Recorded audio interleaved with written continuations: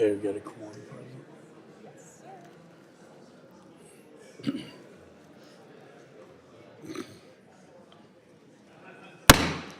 Quorum being present, the Committee on Foreign Affairs will come to order.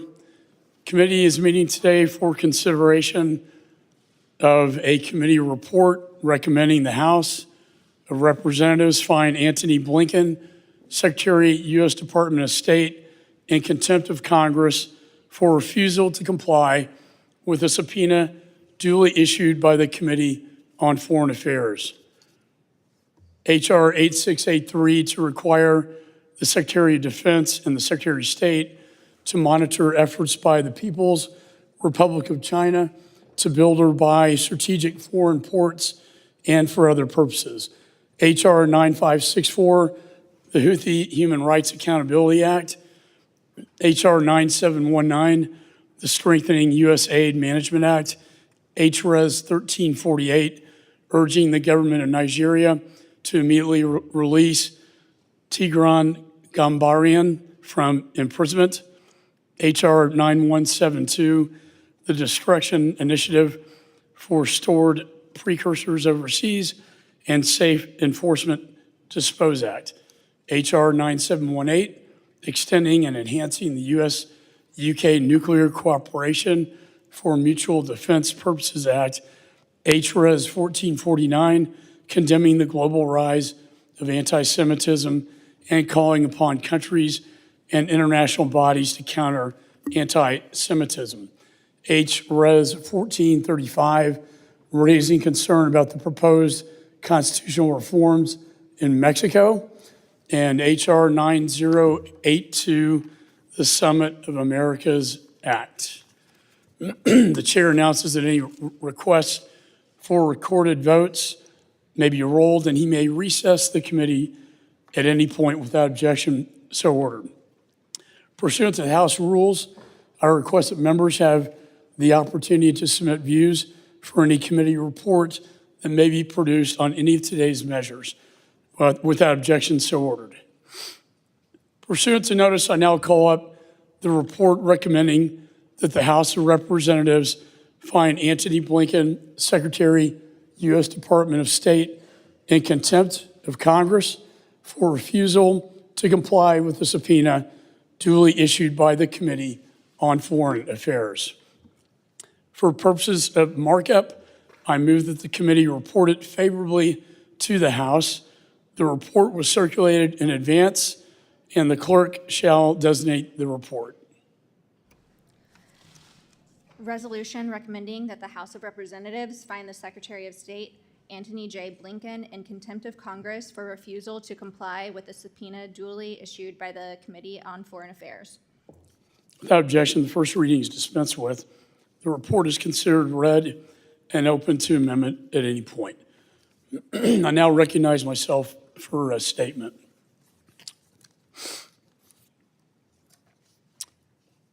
I wish we were not here today. However, Secretary of State Antony Blinken brought this upon himself. I take no joy in this procedure. After months of the Secretary ignoring countless requests for his testimony, I was forced to subpoena him to discuss the findings of my report into the catastrophic withdrawal from Afghanistan. Secretary Blinken violated that subpoena and refused to appear.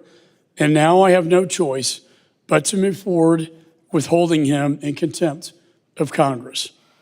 Let the record reflect that for 4 months, I have patiently asked for and waited on his availability in September. But instead of working with me, Secretary Blinken made false promises and accused me of politicizing this important issue.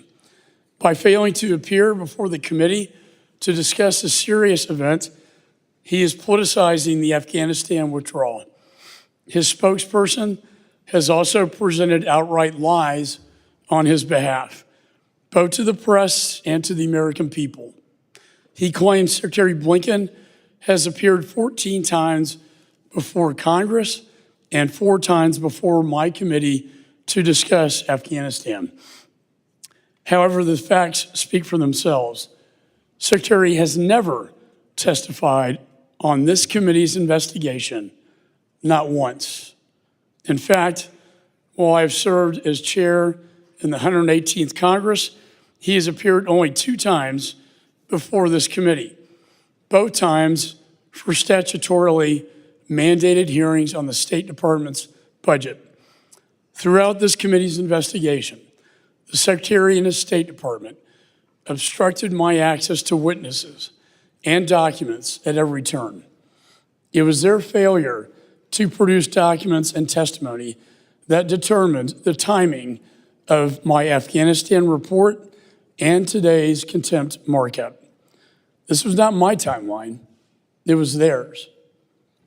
On May 22nd, I publicly requested Secretary Blinken testify on my report in September. What was my goal? A single hearing dedicated to fixing the many issues at the State Department that my report had uncovered. Following my public request, Secretary Blinken's State Department ignored every outreach from my team. Finally, on August 19th, I spoke to him directly on the phone. He promised me a date would be, quote, nailed down in the next week, end of quote. But he broke that promise, and weeks passed. I received no word from him. And then on September the 3rd, I informed Secretary Blinken that a subpoena would be coming, and forthwith if he did not appear in September. I offered him any date, any time that month. But rather than step up to the plate as a leader, he offered me his subordinates, 2 deputies who did not even serve at the State Department during the withdrawal. That is not leadership. That is passing the buck. This committee expects better. This is the committee of jurisdiction over the State Department. Our veterans and our Gold Star families and the American people deserve better from the Secretary of State. After that call, I was forced to issue a subpoena compelling his appearance before this committee. And I have proof that Secretary Blinken disregarded my numerous good faith efforts, not once, not twice, but 3 times in this email. In fact, I offered every day in September. However, the Secretary could not make one day in September available for this committee, for this Congress, on such an important matter. Not a single day. He and his team did not even bother to inform me of his schedule. Still, when I learned through a public press statement that he would be in the Middle East, I changed the date of the hearing to accommodate his overseas schedule. Again, I informed his staff of the new date. Unsurprisingly, I received no response. No response. That is a lack of respect that I, as chairman and this committee, received from this secretary. Under the leadership of Secretary Blinken, 13 brave American lives were tragically murdered by an ISIS-K terrorist, and many more injured, and many Afghans killed as well. Rather than take accountability for this, the Secretary hides from the American people. He would prefer to hide rather than be before this committee today. The Secretary's willful indifference, his willful indifference has brought us to this moment. I take no joy in moving forward to hold the Secretary of State in contempt of Congress. It's an extraordinary act. However, Article 1 of the United States Constitution entrusts Congress with the power of oversight and to legislate.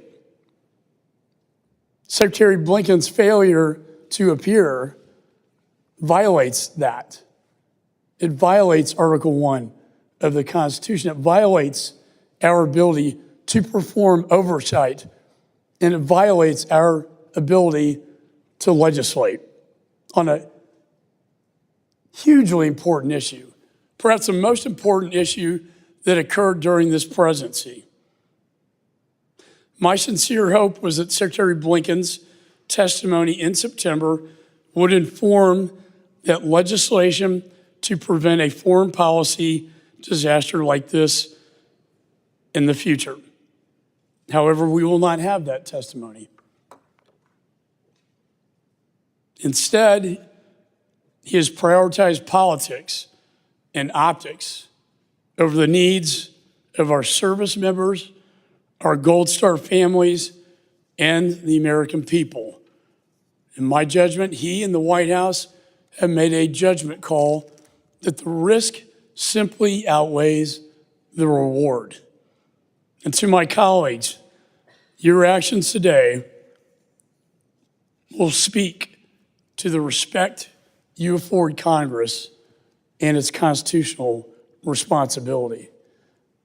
I urge you all to join me in supporting this measure, holding Secretary of State Antony Blinken in contempt of Congress for violating a subpoena duly issued by this committee. For without that power, not only does that render this committee meaningless, but so too does it render the Constitution of the United States meaningless. And with that, I turn to the ranking member of the committee, Mr. Meeks. This indeed is a sad day for this committee.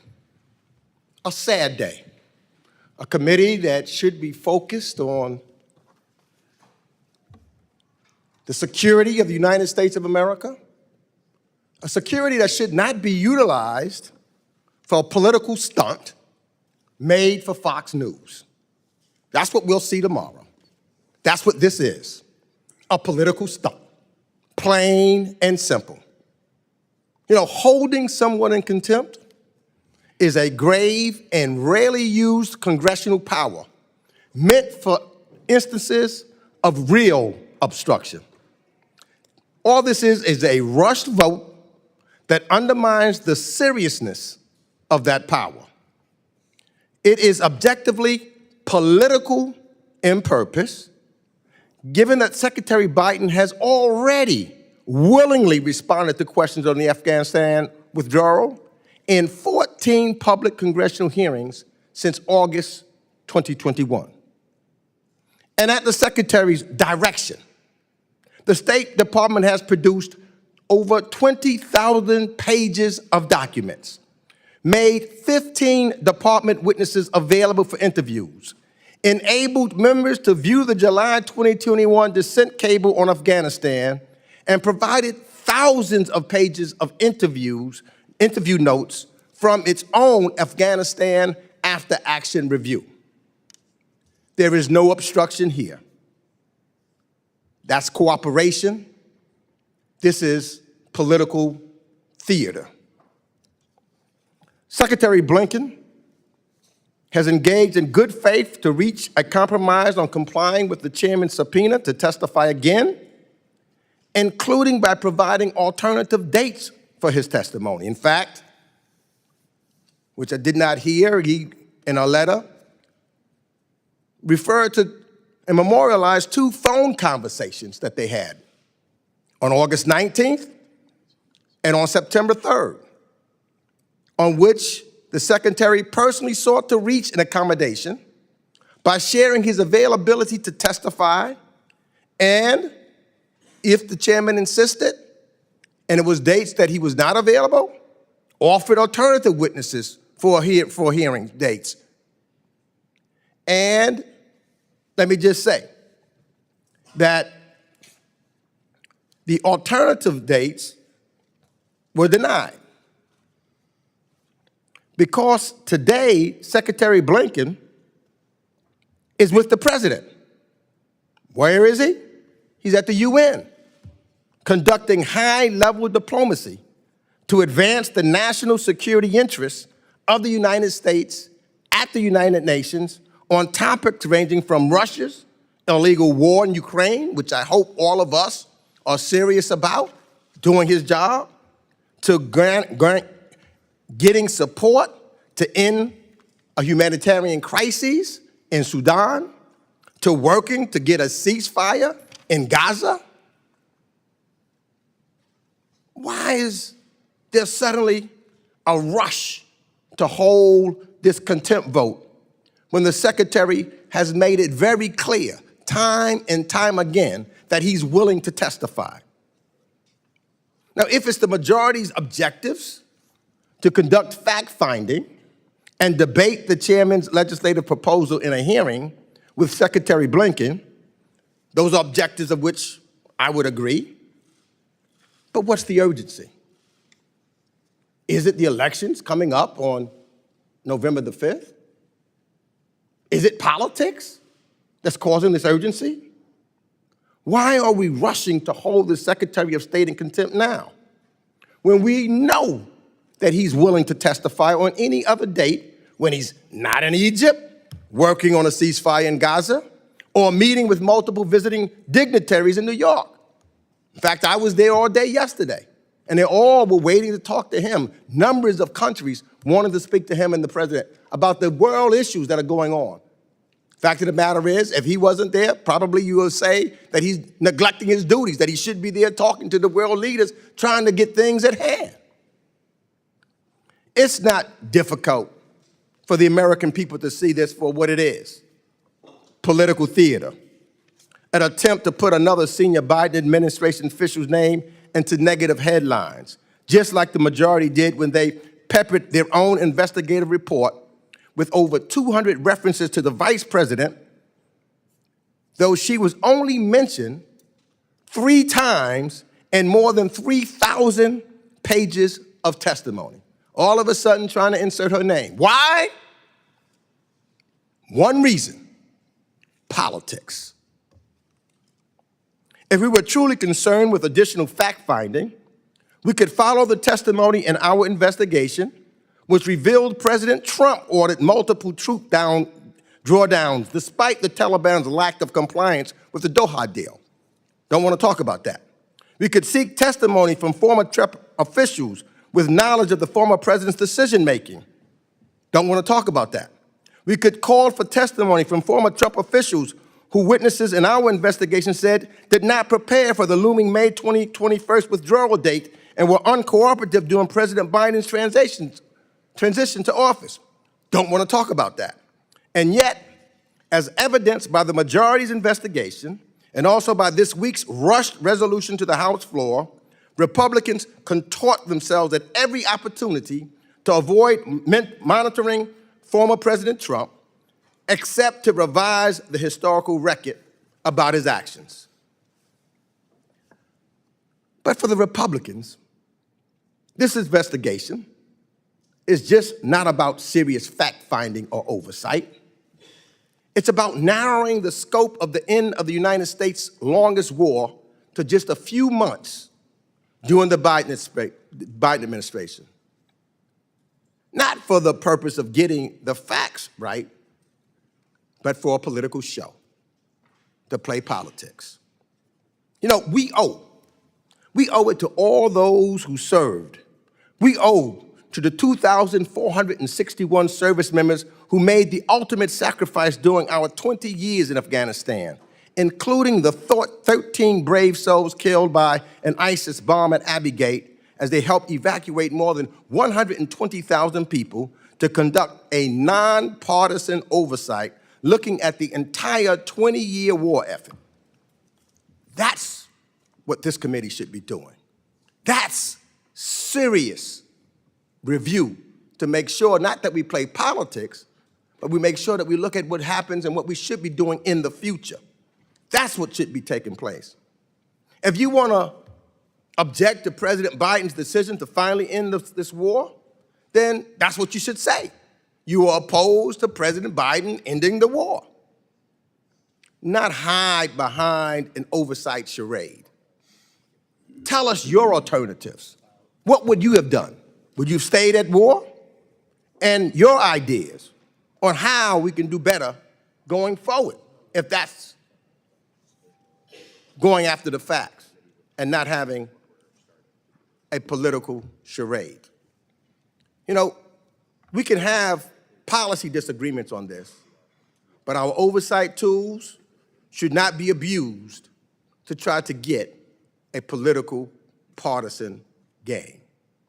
So I strongly oppose this hasty and political contempt report and urge my colleagues to join me in opposing it. Gentleman yields. State for the record, when the minority was in charge, they only had one hearing on Afghanistan and conducted no transcribed interviews. In fact, really had no investigation on such a serious matter. Is there any further discussion on the report? Mr. Wilson is recognized. Thank you, Mr. Chairman. And thank you, Mr. Chairman, Mike McCaul, for your courageous leadership to uphold the constitutional duties of the House Foreign Affairs Committee and the Secretary of State, which has been pending for 4 months since May. Secretary Blinken has sadly demonstrated a complete and utter disregard for 4 months since May for the legitimate oversight of this committee and, more significantly, the authorities of the Constitution and the laws of our state and nation. There is clear and irrefutable authority to subpoena, and the Secretary's partisan disregard for 4 months is a continuation of the Biden-Harris administration plan to hide the truth from the American people. As an attorney myself, it is clear that the Secretary is criminally in violation of 2 U.S.C. Section 192. This subpoena was issued in May. Had the date or time been an issue, it could have been easily possible to accommodate schedules as indicated by Chairman McCaul. Instead, the Secretary chose to engage in partisan obfuscation for 4 months to the detriment of the American people who deserve a government that is accountable to its constitutional checks and balances. As a former journalist myself, I am particularly disappointed that corporate media has, for 4 months, has failed to report or support accountability, which should be expected in a democracy. Blinken failures led to 13 Americans murdered at Abbey Gate in Afghanistan and 3 Georgia Army reservists murdered January 28th this year, with dozens permanently injured of the Georgia unit suffering traumatic brain injury. Surrender in Afghanistan, with the Afghanistan becoming a safe haven for terrorists, has opened the borders for every American family to be at risk of attack, as indicated by the FBI, of an imminent attack, with hundreds of terrorist murderers freely crossing the border, as I saw 3 years ago at Del Rio, Texas. Additionally, and I appreciate very much the ranking member, there has been an alternative, and that is that President Donald Trump, the agreements that he reached at Doha were conditions-based, and we know General Milley, we know General McKenzie were here and indicated that none of the conditions were met.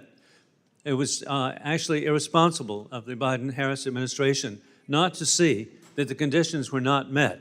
And so there should have been, as President Donald Trump has indicated, that he personally would have left a contingent of American military, of our NATO military, our 53 allies that were assisting in the effort, and he would have never left Bagram Air Base to be held and put in a position to benefit terrorism worldwide. Above all else, it's disappointing the Secretary's violation of his oath of office by failing to adhere to the Constitution, let alone preservation, protection, and defense of our nation's founding values. And with that, I urge a yes vote. I yield back. Gentleman yields. Any further discussion? Mr. Sherman is recognized. I yield to the ranking member for a few seconds. Yeah, I just want to enter into the record a letter that was sent to the chairman from the secretary on September 22nd, talking about this and his willingness to testify, as well as a letter that was sent to the chairman on September 23rd, where the Department of Justice has concluded that the committee may not constitutionally compel the secretary to appear due to, as doing so would prevent the secretary from fulfilling the president's directive to represent the United States at a major diplomatic event. Yield to Mr. Schiff. Without objection, as so ordered. This is political theater. You know it because of when it's happening. And you know it because if you're watching us here, you're probably watching on Fox News, which did not cover the hearings of this committee when we dealt with Sudan or Ukraine or Tigray or the budget of the State Department. This is political theater. The Secretary of State came before this committee just months after we withdrew from Afghanistan and answered the questions that supposedly we want to ask him again. He was succinct. He said, "We inherited a deadline. We did not inherit a plan." And he reminded us that 5,000 of the Taliban's best fighters were released during the Trump administration at the demand of Donald Trump. But why the political theater? It is to hide, and the person we should have testifying perhaps is Donald Trump or his Secretary of State, because we saw the greatest failure in recent American foreign policy in Afghanistan under Trump. For 4 years, we waged war and we accomplished nothing except the opportunity to sign a surrender document on his way out the door. And Donald Trump knew that the withdrawal would be difficult, so he left that for his successor. That surrender document put the Taliban in complete control of Afghanistan, had no mechanisms to prevent that. Now, you can say that at least under Obama, we accomplished one thing in Afghanistan. We got Osama bin Laden. What do we get out of Trump? We got 4 years of Americans dying and tens of billions of dollars of our equipment flowing into Afghanistan and then being spread out over a country the size of Texas where it could not be recovered. But remember this, 13 of our soldiers died in the withdrawal, but at least we accomplished an incredibly difficult withdrawal and got 100,000 others out. What did we accomplish from Trump except delaying the surrender from 2017 to 2020? And during that period, 63 Americans died, not to accomplish a withdrawal, but for nothing. They died for nothing under Donald Trump. And 57 of those coffins came back to the United States without Donald Trump having the guts to be there for the dignified return, the dignified transfer. 4 years, dying, billions of dollars out of our treasury, billions of dollars worth of our equipment spread all over a country we're not going to control. All to sign the same surrender agreement that we could have signed in 2017. Now, that agreement does provide that the Taliban obligates itself not to be a center of terrorism. Well, they're obligated to do that anyway. No country in this world is allowed to actively participate in killing civilians by the thousands in another country. That's an act of war. And oh, by the way, even that obligation has no enforcement provisions. 4 years of dying. 4 years for nothing. 63 of our soldiers dead. 57 of them returned without the president being there. No apologies to the families, and he got us the same deal that was available in 2017. That's why Donald Trump is not here to testify about his enormous failure in Afghanistan. And that is why the majority needs political theater to redirect the attention of America. I yield back. Any further discussion? Mr. Perry is recognized. Well, thank you, Mr. Chairman. I take no joy in listening to my colleagues on the other side of the aisle admitting that they always plan to surrender. I don't take any joy in that whatsoever, even though they're saying it, and it is an admission that Will the gentleman yield since he's I will characterizing not my yield. comment? I will not yield. The fact that President Trump didn't surrender, look, I don't know how you view that, but I see that as an accolade. Yes, it was a difficult situation. But the thought that the first thing that America would do would be to surrender is abhorrent to me, is abhorrent. Now, this event is about the fact that the secretary refuses to appear. That's what this is about. Some of my friends on the other side of the aisle will say it's political theater, like they've never engaged in any of that, because of the timing. The chairman has clearly laid out the entreaties in good faith that he's made to the secretary over a long period of time. We all know this because we're on this committee. We've been informed of this all along. We are at this late hour for this event because the secretary has continuously refused to be present. Yeah, he sent other people, other representatives. The American people demand the answers from the top, not from middle management and people unaccountable. Now, Secretary Blinken has lied to the American people in fantastic fashion in the past, which is why it's important to get him here face-to-face on the record. He lied decidedly and intently, purposefully about the Hunter Biden laptop to ensure or to help ensure the election of Joe Biden. He did that. We all know that. The record is clear. And it is why the chairman has demanded his presence here in front of the American people in this committee to see if he will do that yet again, because not only in the balance were the 13 lives unnecessarily lost in the final days at Abbey Gate, but it is the credibility of the United States of America that has been on the line and has been shattered and destroyed by the incompetence of the decisions made by this administration and likely by the secretary. With that in mind, it is not convenience, it is the obligation, it is the duty of this committee's requirement, responsibility for oversight to have the secretary here to answer these questions on behalf of the American people and certainly on behalf of those who lost their lives and those who are still living who have suffered horrific injuries. And for those of you who may say, well, he's not, the chairman's not authorized to demand the secretary be here. I'll remind everybody here that this is a duly constituted committee with the appropriate number of members from each side agreed to and giving this committee the authority and the responsibility to request the secretary's presence. This is not a joyful occasion, and certainly hearing my friends on the other side of the aisle say that we always intended to surrender. Well, I will tell you, Afghanistan, Vietnam, Grenada, you name it, Panama, as a person who wore the uniform and as a proud American who holds an American passport,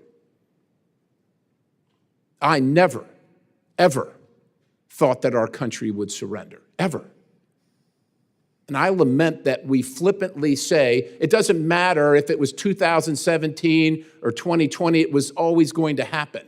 For those who serve in uniform, for those who commit their lives in service to this nation,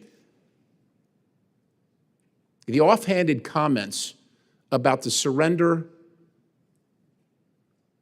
well, they're beyond the pale to me. Mr. Chairman, I'll yield the balance.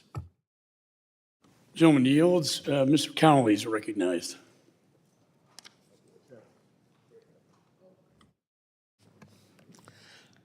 Thank you, Mr. Chairman. This is not a moment of grace or bipartisanship or dignity for a storied committee here in the House of Representatives that has prided itself on all of the above.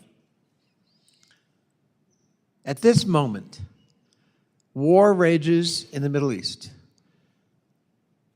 in Gaza, in Lebanon, where the President and the Secretary of State are desperately trying to contain that conflict lest it expand into a region-wide conflict.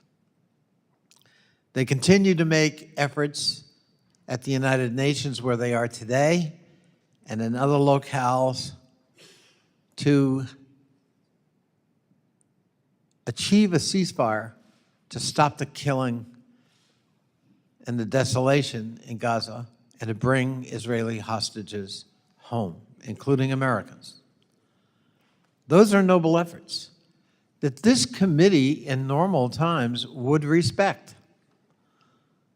At the very least, this committee, given the urgency of the moment and the engagement of our President and Secretary of State in intense diplomatic negotiations and discussions, including Ukraine, I might add, at the United Nations, would have the respect to allow the President and his Secretary of State to undertake those endeavors on the country's behalf and to delay any action by this committee that could detract or impede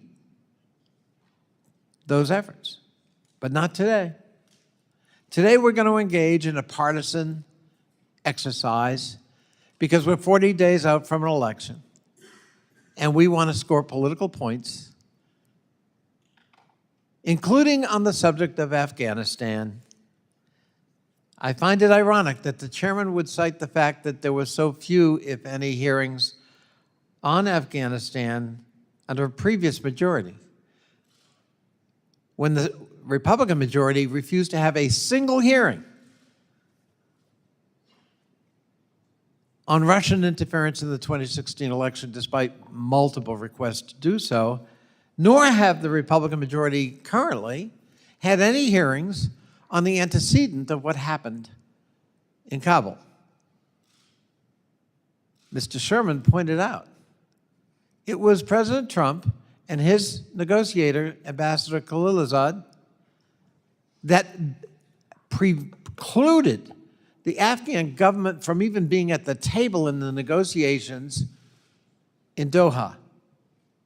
Who were the Afghan representatives that we recognized, that the United States government under President Trump and Mike Pompeo, the Secretary of State, recognized? It was the Taliban, not the Afghan government. They weren't even allowed to sit at the table and participate in the future of their own country. Imagine the demoralizing effect that must have had on the Afghan government we purportedly supported and the military that buttressed it. No wonder it collapsed. Imagine the morale effect of agreeing to release 5,000 Taliban prisoners, many of whom were terrorists, which my colleague Joe Wilson correctly cites as of concern, except he forgets it was in the Trump administration watch, not the Biden administration watch, that saw that egregious action and agreed to it as part of a Taliban demand. And it was the Trump administration that set an absolute date for full U.S. withdrawal from Afghanistan. That trifecta destroyed the credibility of the Afghan government in Kabul we were purportedly supporting, energized the Taliban, and destroyed the ability of the Afghan military to resist the Taliban. And that led to the collapse in Kabul. But of course, we don't want to talk about that. And we don't want to have a hearing about that, because that would damage the narrative that we're undertaking today. This is, from my point of view, a real shameful moment for this committee, and I deeply regret that the majority would undertake this effort while the President and Secretary of State are negotiating very delicate matters on our behalf and on the behalf of world peace. I yield back. Gentleman yields. Chair recognizes Mr. Mast. Thank you, Chairman. I don't have one friend that passed in Afghanistan that passed for nothing. They were serving their country. They were serving their brothers to their left and right and their sisters to their left and right in combat. They were serving causes they considered to be bigger and more important than themselves. I did not lose my legs for nothing in Afghanistan. My service was absolutely squandered by what took place with the withdrawal from Afghanistan, but somebody would have to be a willful idiot to think that my operations in 2010 in Afghanistan somehow directly correlated to all the failures that took place in August in the withdrawal of Afghanistan. You'd have to be a willful idiot to think that, and you'd have to think people are idiots in order to go out there and present that as an argument. We need to look at the whole war, what Brian Mast did in 2010 in Afghanistan, and everybody that was there surrounding that. That's what led to what happened with the withdrawal of Afghanistan. My colleagues want you to think that that's what we need to be looking at. It's just simply not true. The fact of the matter is, the contempt of Secretary of State Antony Blinken exists because he does not put a priority on being present for important activities. Where was he during this catastrophic withdrawal from Afghanistan? He was vacationing in the Hamptons. That's where he was. Where was he when province after province of Afghanistan was falling? He was vacationing in the Hamptons.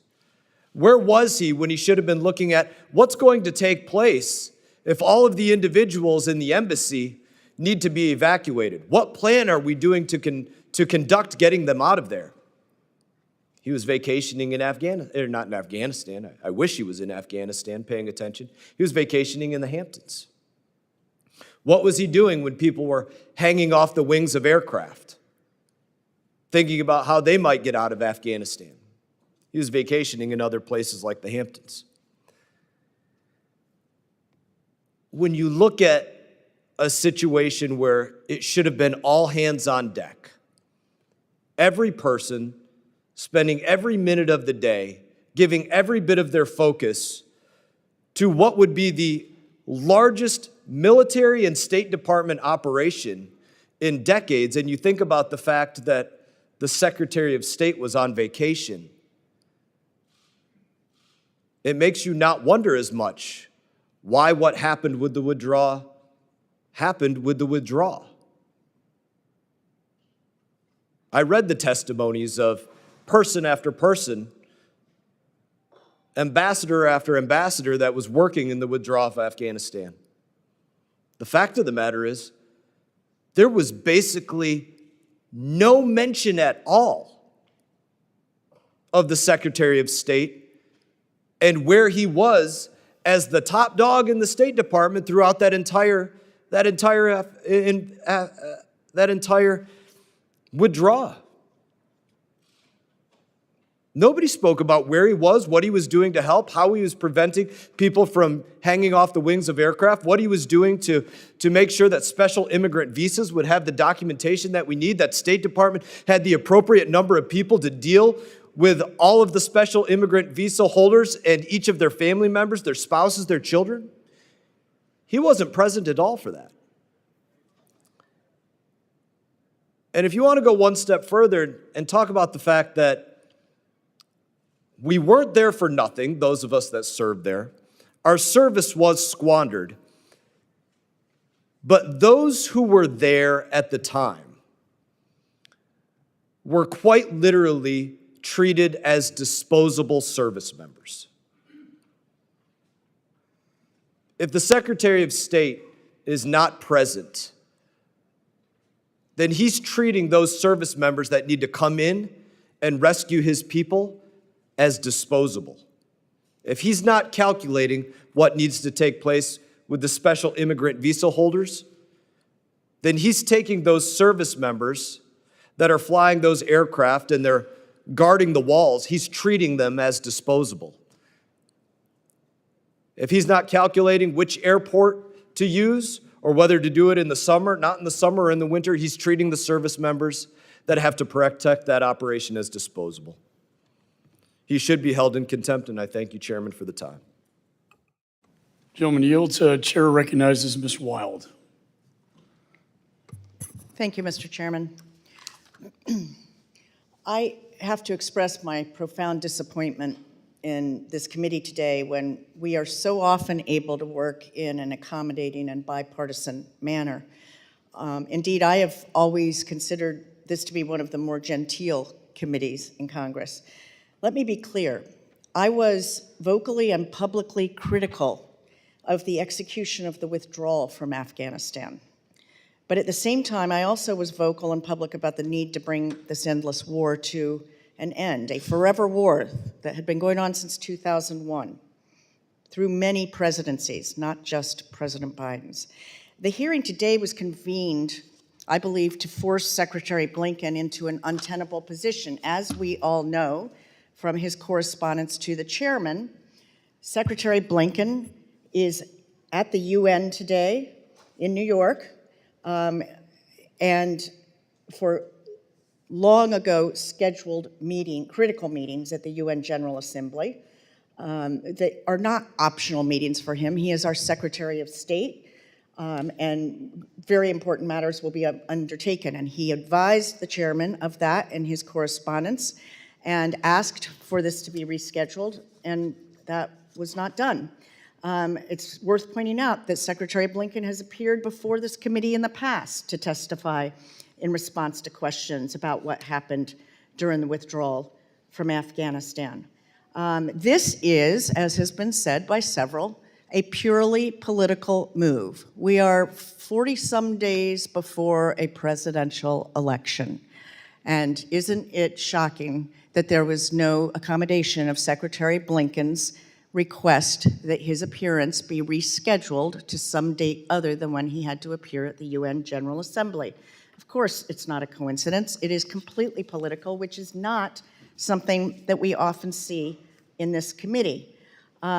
As Secretary Blinken pointed out in his correspondence, his department has balanced more than 50 unique investigatory inquiries from 8 separate House committees, including more than a dozen from this committee.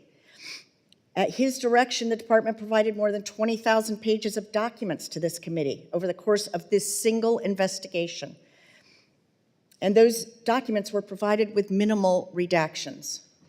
And the Department of State also, under Secretary Blinken, took the unprecedented step of allowing committee members from this committee to view a highly sensitive cable and provided the committee with internal memos related to the department's after-action review.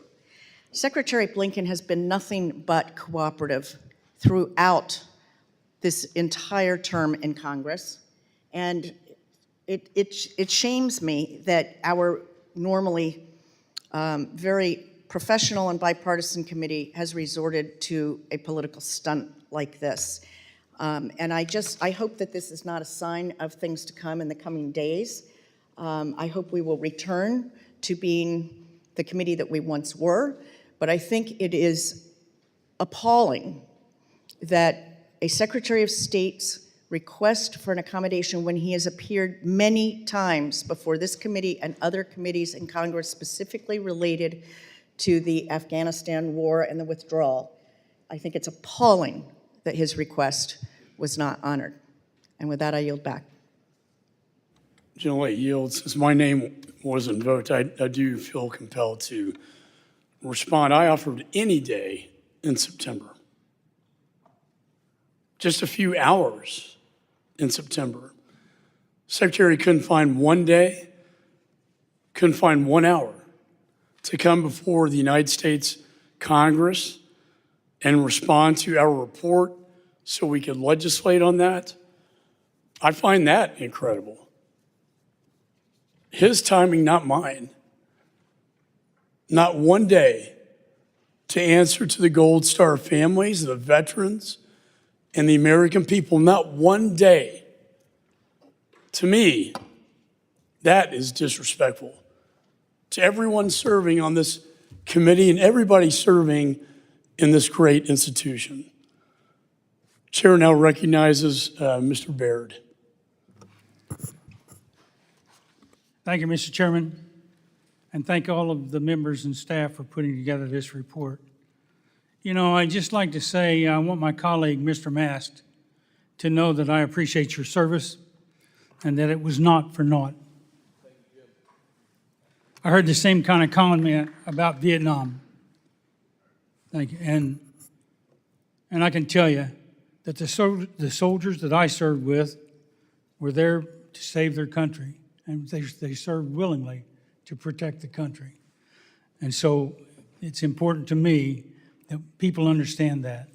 But you know, it's been 3 years since the attack at Abbey Gate that left 13 U.S. service members killed because of the failed policies of the Biden administration and Secretary Blinken.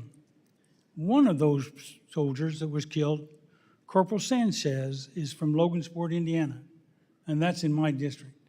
And I can tell you how impactful that was on the community and on the family. Throughout the committee's entire investigation into the withdrawal, Secretary Blinken and the U.S. State Department repeatedly obstructed, delayed, and refused to comply with legitimate oversight inquiries. The American people still deserve answers, especially the service members who served in Afghanistan and our Gold Star families. Secretary Blinken has violated the committee's subpoena and ignored multiple previous requests to testify. Today is yet another example of Secretary Blinken's refusal to comply and provide answers. Instead of providing the committee and our Gold Star families answers, Secretary Blinken is hiding in the United Nations General Assembly in New York. That's why I'll be voting yes on this committee report, and I yield back. Gentleman yields. Chair recognizes Ms. Titus. Thank you, Mr. Chairman. I would just have to say, here we go again. The Republicans have shown that they can't govern, so let's find some circus to have, some political event and some sham hearing on censure for the secretary.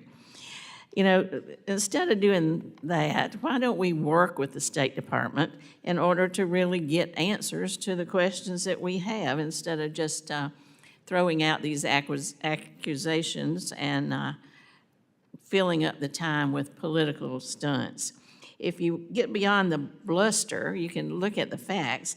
Secretary Blinken has willingly responded to questions on the Afghan withdrawal in 14 public hearings since August 2021, including 4 hearings before this very committee.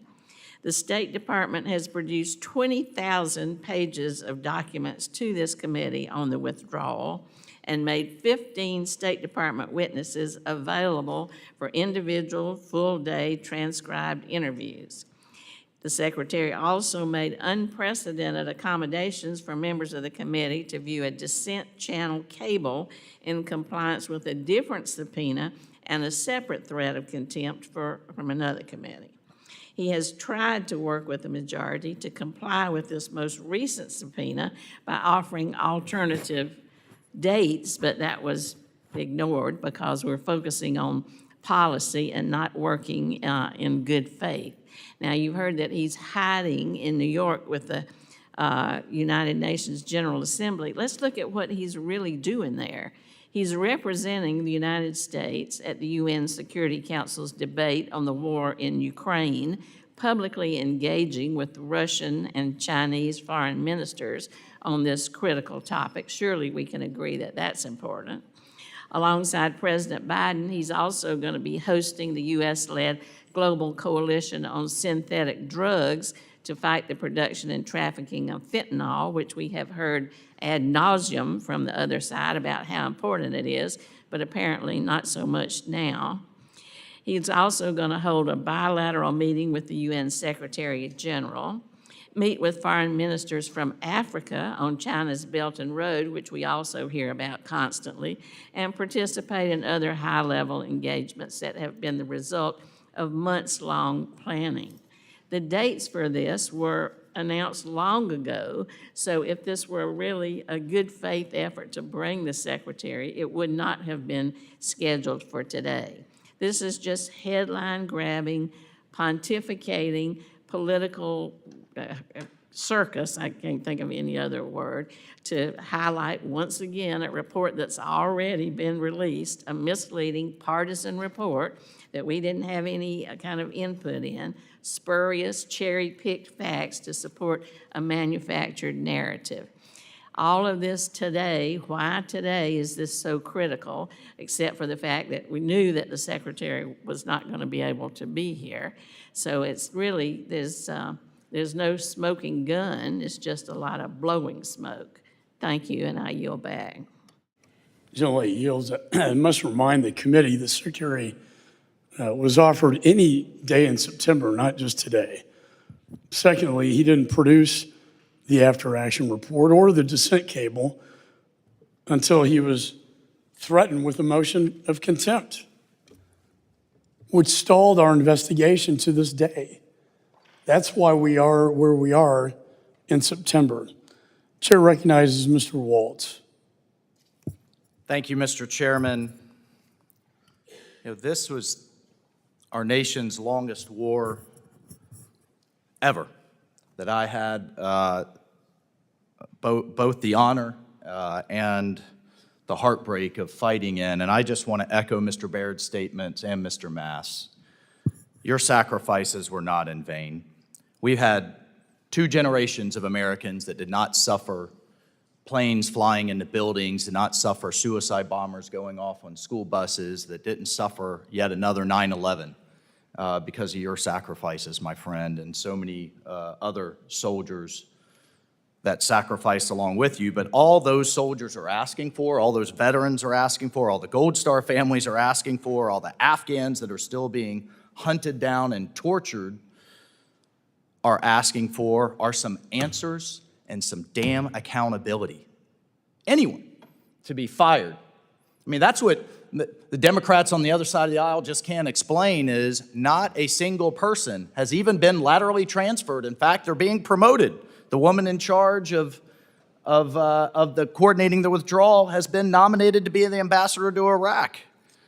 So you know what? I don't care, they don't care how many times Tony Blinken has to inconvenience himself to come before the people's representatives. I don't care if it's once, twice, 10 times, 15 times, until we get some answers. And you know what? Coming in the days after the withdrawal, we hadn't had an investigation yet. We didn't even know what to ask them. But the things that my colleagues also don't want to acknowledge is that this report, Willful Blindness, is filled full of testimony of Tony Blinken's employees, of State Department Foreign Service officers, of military generals who testify under oath that time and time again, Blinken, Sullivan, the National Security Advisor, Biden, and Harris at the National Security Council ignored their advice, and this testimony contradicts their public statements. So, hell yes, he should be sitting right here answering for those contradictions and lies. Let's go through a few of them. Let's go through just a few. Biden and Blinken said they're not going to have people lifted off the embassy of the roof in Saigon. That was a lie. And we have testimony in this report that shows that. They were repeatedly warned that the Afghan government was going to collapse without our support. President Ghani came here in person and told him the country was failing. His own diplomats, which we saw in the dissent cable that my colleague raised, that we would have never had access to but for this investigation, warned the Secretary of State in a dissent cable, dozens of diplomats, that Afghanistan was going to fall. And yet we pulled our forces out unconditionally regardless. Both Biden and Blinken said only 100 to 200 Americans that wanted to leave would be left behind. That was a lie. That number was quietly revised in the dead of night to be over 5 times as many. They said, we're not going to leave until we get every American out. Lie. Who was responsible for putting the original withdrawal date on September 11th, an insult to the September 11th families? We still don't know. I'd love for him to answer that question. So would the American people.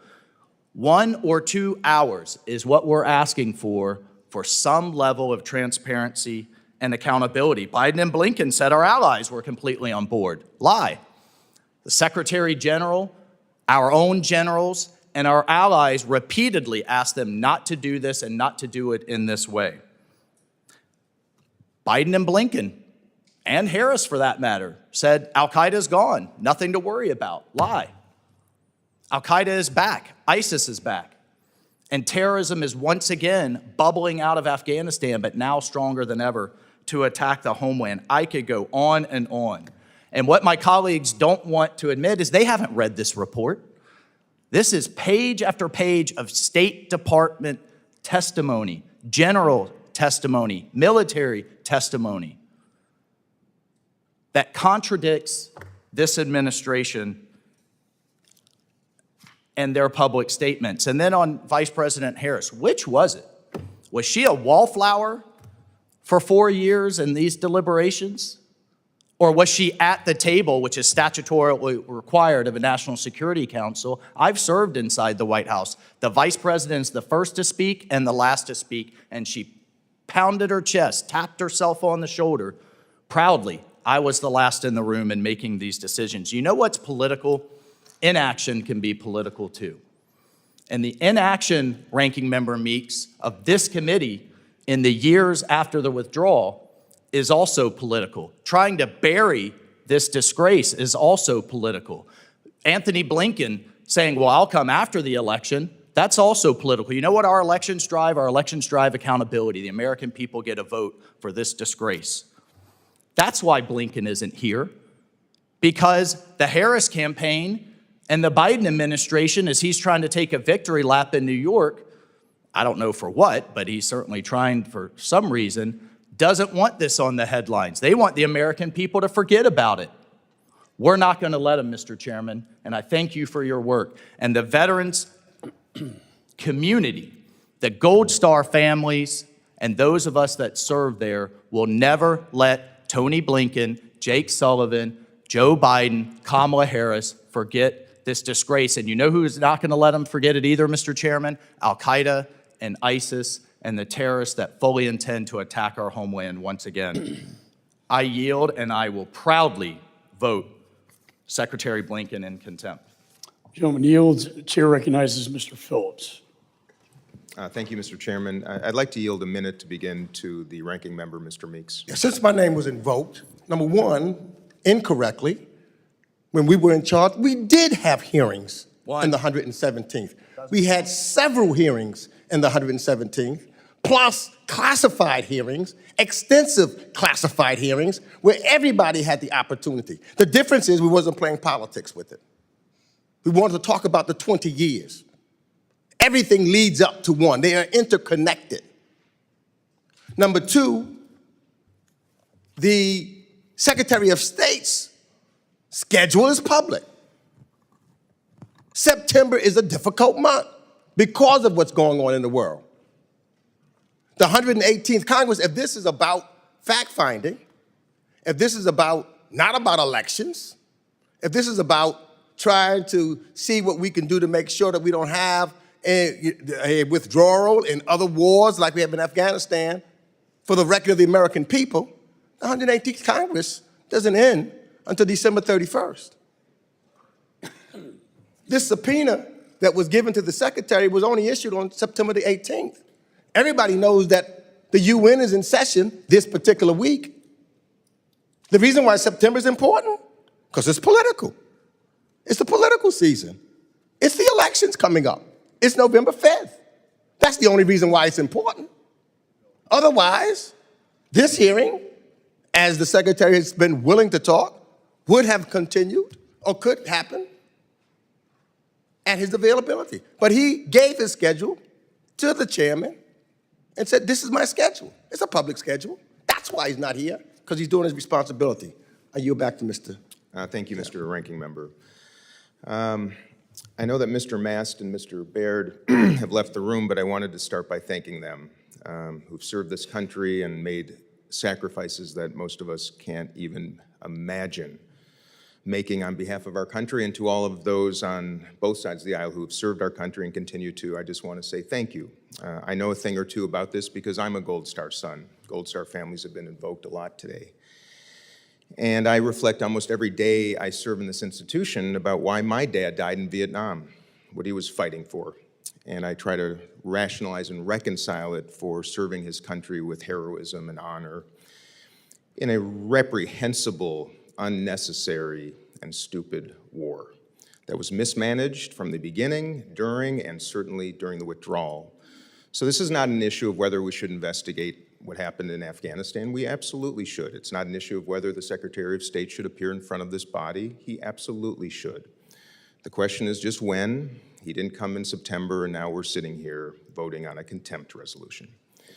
And that's why I'm sad today. I've loved my service in this institution, most importantly on this committee, because of my friendships on both sides of the aisle. It is one of the very few vestiges of decency, collaboration, cooperation, and shared principles that remain in the United States Congress. And I think what's contemptible is that we're doing this today. When the rest of the world is watching the United Nations gather in New York, our Secretary of State should absolutely be there, for goodness sakes. And he should also be in front of us. And I just wish that we could pursue the spirit of what this country and this institution should be about, which is to cooperate. So I'm not here to say he shouldn't, I'm here to say he should. The question is when, and I think it should happen soon. I think it's despicable and sad that we are doing this today. I think what also is contemptible is a former president who is currently blaming the United States for the war in Ukraine, not Mr. Putin. What's contemptible is a former president who actually shared with his Secretary of Defense that he thought we should shoot American protesters in the streets. That's contemptible behavior. And I think we're holding the wrong person in contempt today, because contempt means a lack of respect or reverence for something, and damn, have we lost respect and reverence for this institution, for our friendships, for our collegiality. And that's all I wanted to say today to the American public that's once again watching us act like this is what's contemptible. And I apologize to every single one of the 350 or so million Americans that are wondering what the heck is going on in this most important institution in the world. I love my brothers and sisters on this committee, Democrats and Republicans, and I love America even more. With that, I yield back. Gentleman yields. Chair recognizes Mr. Lawler. Thank you, Mr. Chairman. It is not political when you have 2,459 U.S. service members that were killed. It is not political when 20,769 U.S. service members were wounded. It is not political when 18 CIA operatives were killed, or 1,822 civilian contractors killed. It's not political when over 1,000 Americans were left on the ground in Afghanistan. And it's damn well not political when 13 U.S. service members died at the bombing at Abbey Gate. It is not political to want answers for these families, to want answers for the service members, our veterans, who continue to suffer from PTSD. 22 veteran suicides a day. It is not political to want answers for them and their families. So to my colleagues on the other side, tell the Gold Star families that want answers about this disastrous withdrawal from Afghanistan that you believe their request to hold Secretary Blinken accountable is political. The service and the sacrifice of our soldiers and our veterans matters, and they deserve answers. And if you want to know what was political, then look no further than the actual disastrous withdrawal. Joe Biden and Kamala Harris announced a date certain to ensure that all U.S. troops were out of Afghanistan before September 11th, 2021, conditions on the ground be damned. Joe Biden wanted to say that he ended the war before the 20th anniversary. If that isn't political, then what the hell is? Antony Blinken has refused to cooperate with this committee, refused to testify before this committee on the withdrawal in the 118th Congress. He has been here twice to testify about the State Department's budget. But he certainly has not afforded this committee the respect to answer the questions related to the disastrous decision to withdraw in violation of the Doha Agreement, not because of the Doha Agreement. This administration chose politics over the safety and well-being of our U.S. service members. They chose politics over the safety and the well-being of the Americans that were left in Afghanistan. They chose politics over the safety and well-being of the Afghan refugees who helped us over the course of this 20-year war. Secretary Blinken has a responsibility to come before this committee, to come before the representatives of the American people and answer the questions about this disastrous decision to withdraw. Kamala Harris, who said she was the last person in the room proudly, still has not met with the 13 Gold Star families, still has not offered her personal condolences to those families. She wasn't at the dignified transfer when Joe Biden was looking at his watch, trying to get out of there as fast as he could. This administration's handling of the withdrawal in Afghanistan has created a tinderbox around the world. We are in the most precarious place since World War II because of their disastrous foreign policy, starting with this withdrawal, continuing with the Russian invasion of Ukraine, the terrorist attack on Israel, the illicit oil trade between Iran and China, the threats in the Indo-Pacific from China against Taiwan. Add in their botched mishandling of the border. This administration is a disgrace. And the fact that Secretary Blinken couldn't be bothered to be here, not just today, but over the course of this entire 118th Congress, to answer questions on this matter. It matters to these families. It matters to the American people. And it damn well matters to our active duty military and our veterans. The only thing political here was the decision to withdraw by a date certain in violation of the Doha Agreement. That is the only thing that is political, and the fact that my colleagues can't accept that, but would rather carry water for the Secretary of State is an absolute abomination. I yield back. Gentleman's time has expired. Chair recognizes Ms. Dean.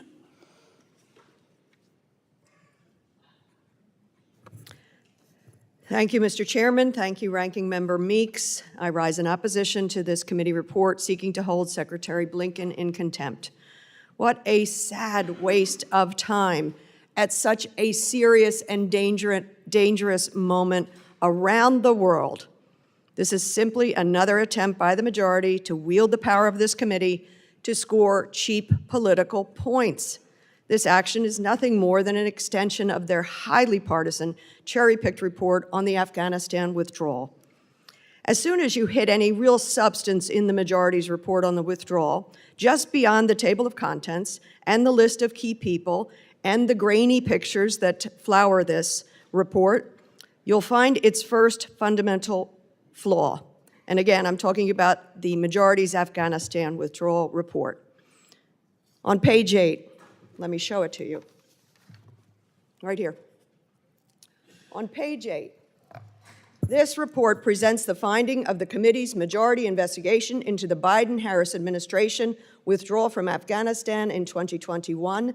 The U.S. withdrawal from Afghanistan is understood to encompass, note the limitations here, the U.S. military retrograde beginning with Go to Zero order officially announced by President Biden on April 14th, 2021 through the non-combatant evacuation operation ordered by President Biden August 15, 2021. The Afghan withdrawal studied in a prism of 4 months. No way did they want to go back and look at what Mr. Trump might have done to set this in motion. They didn't want to examine that. It's obvious the majority's report was developed from a predetermined political conclusion in this political season, one which shields the action of the Trump administration from criticism and places all blame on the Biden administration. With the hearing at issue, this is the pièce de résistance. I want to read to you what John Bolton and H.R. McMaster, two former Trump national security advisors known for their hawkish views, lambasting both Trump and Biden for the withdrawal, though they've been very critical of the Taliban agreement. This is McMaster. Our Secretary of State, Mike Pompeo, signed a surrender agreement with the Taliban. McMaster said it was a surrender agreement by the Trump administration. Nowhere do we really see much of anything about what Mr. Trump did. If you take a look at the total report, the report includes only half a page of an executive summary and about 8 pages of background out of a total of 345 pages of this report directly focus on the Trump administration. 8 pages of the whole report. On page 41, the first step toward a phased withdrawal resulted in the reduction of U.S. forces to 8,600. That drawdown was completed by the summer of 2020.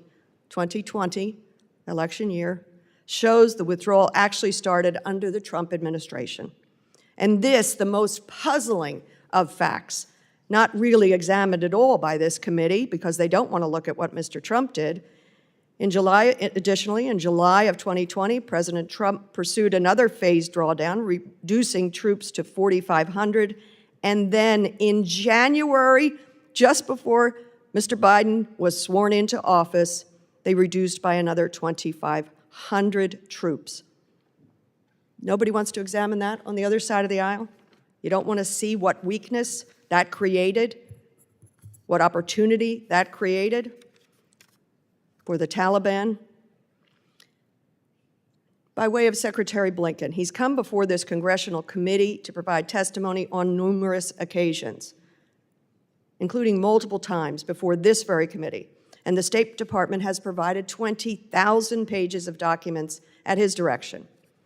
Despite the continued attacks by the majority, the Secretary remains willing to come to this committee, as he wrote in a letter just yesterday, second letter. I think it has been entered into the record.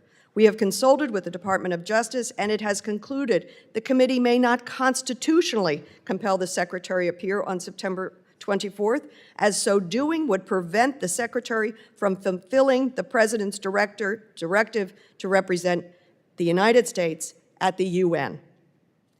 We don't even have the constitutional authority to do this. I submit that for the record. So finally, I think no matter what we're saying here, this rush to subpoena and then this rush to this resolution condemning the Secretary, where were we when Mr. McCarthy and 4 other GOP leaders were issued subpoenas by the January 6th committee? It was Mr. McCarthy, Mr. Jordan, Scott Perry of this very committee, Andy Biggs, Mo Brooks. Where was our outrage then when they failed to appear for their subpoenas? This is a political stunt. It is dangerous. It is sad. It is nakedly an attempt at politics. And I yield back. Julie yields. I'd like to state our general counsel stated that the DOJ does not decide what is constitutional. The judicial branch does. I would argue as an attorney, we have Article I constitutional authority. to conduct these hearings, to compel witnesses, including the Secretary of State. He cannot hide behind his title. Chair now recognizes Mr. Mills. Thank you, Mr. Chairman. I'll ignore the fact that you almost forgot my name. I want to put some corrections to the record here. First, I want to remind the ranking member that utilized the term that it's rarely used and shamefully a political stunt when talking about contempt. But I wonder if that was a rarely used and shameful political stunt whenever they were willing to hold in contempt Dan Scavino, Steve Bannon, Mark Meadows, Peter Navarro, and the list goes on and on. So it's not as rarely used as they may say. And I want to also say, where's the rush, as some of my colleagues have said? The rush is that on August 26th of 2021, 13 brave heroes lost their lives, and 13 Gold Star families are still living with those consequences. That was political optics over military strategy and advisory by the generals and even by Secretary Blinken's own officials.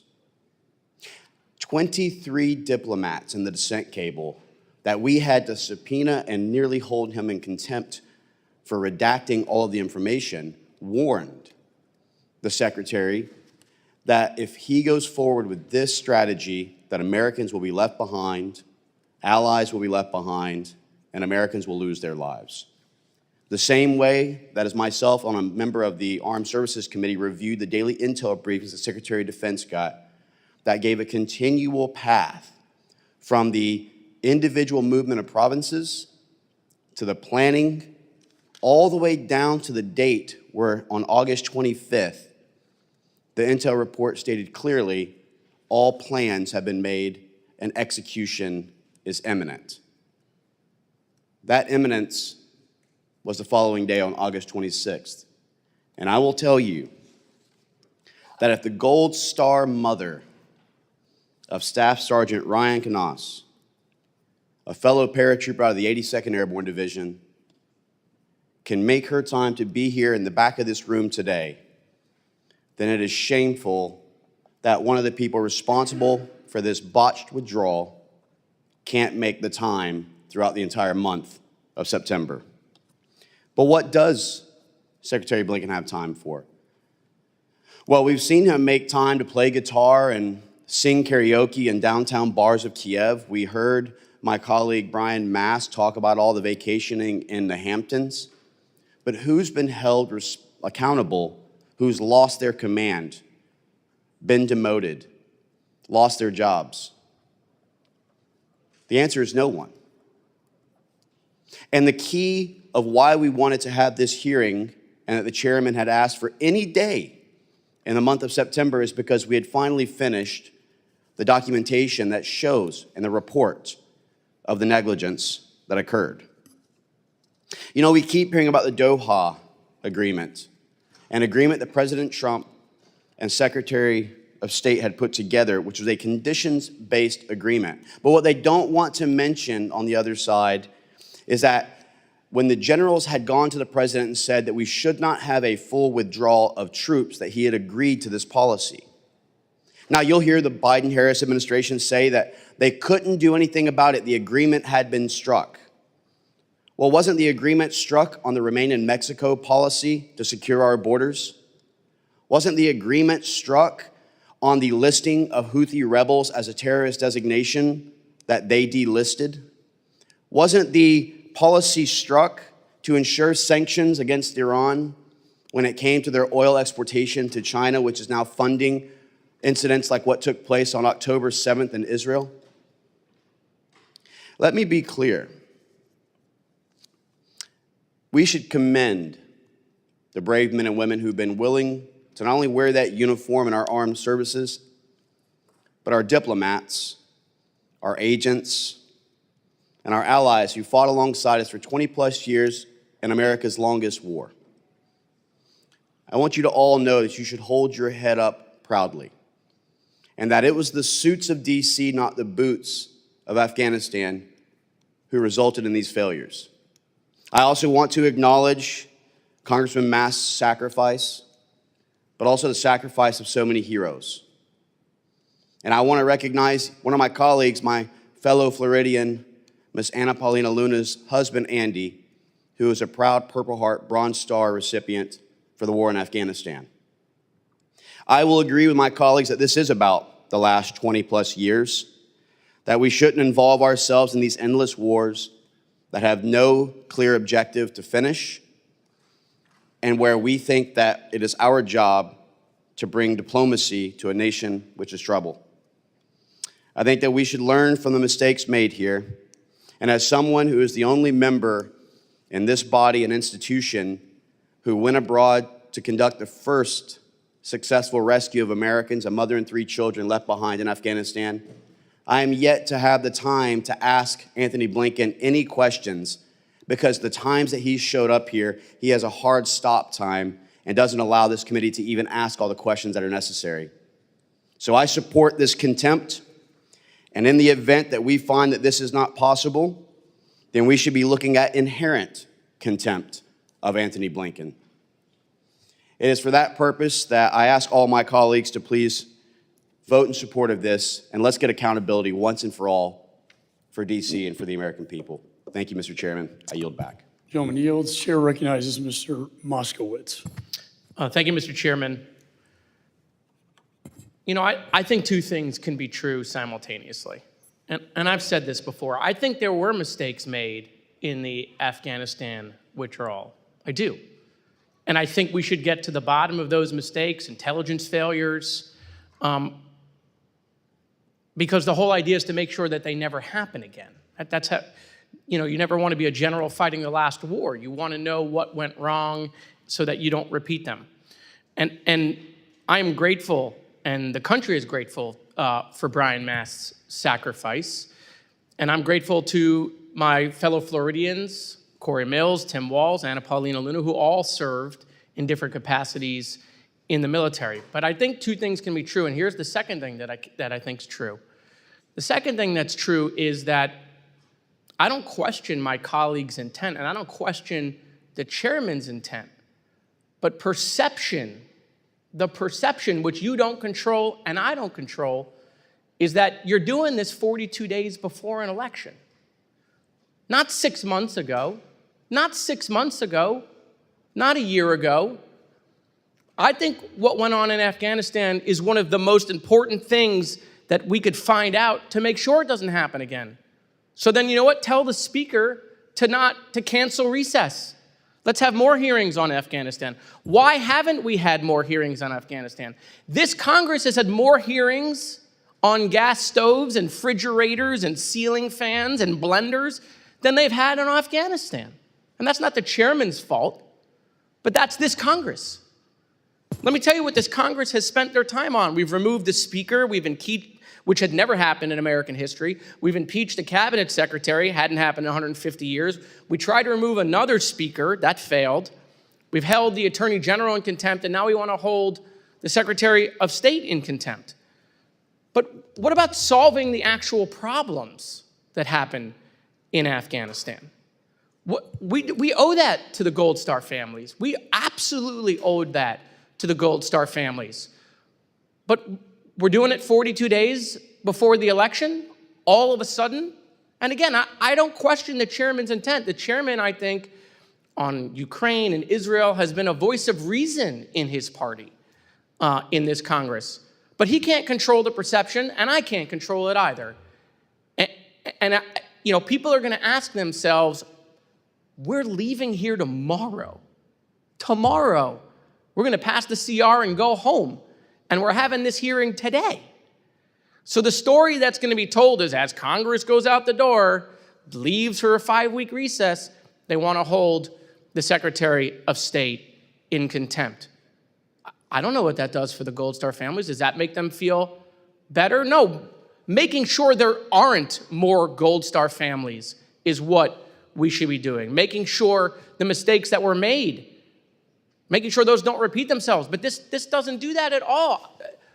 6 months ago, we could have done that. 8 months ago, we could have done that. We could have been doing this, quite frankly, bi-weekly, having hearings on Afghanistan. But that's not what the 118th Congress has focused on.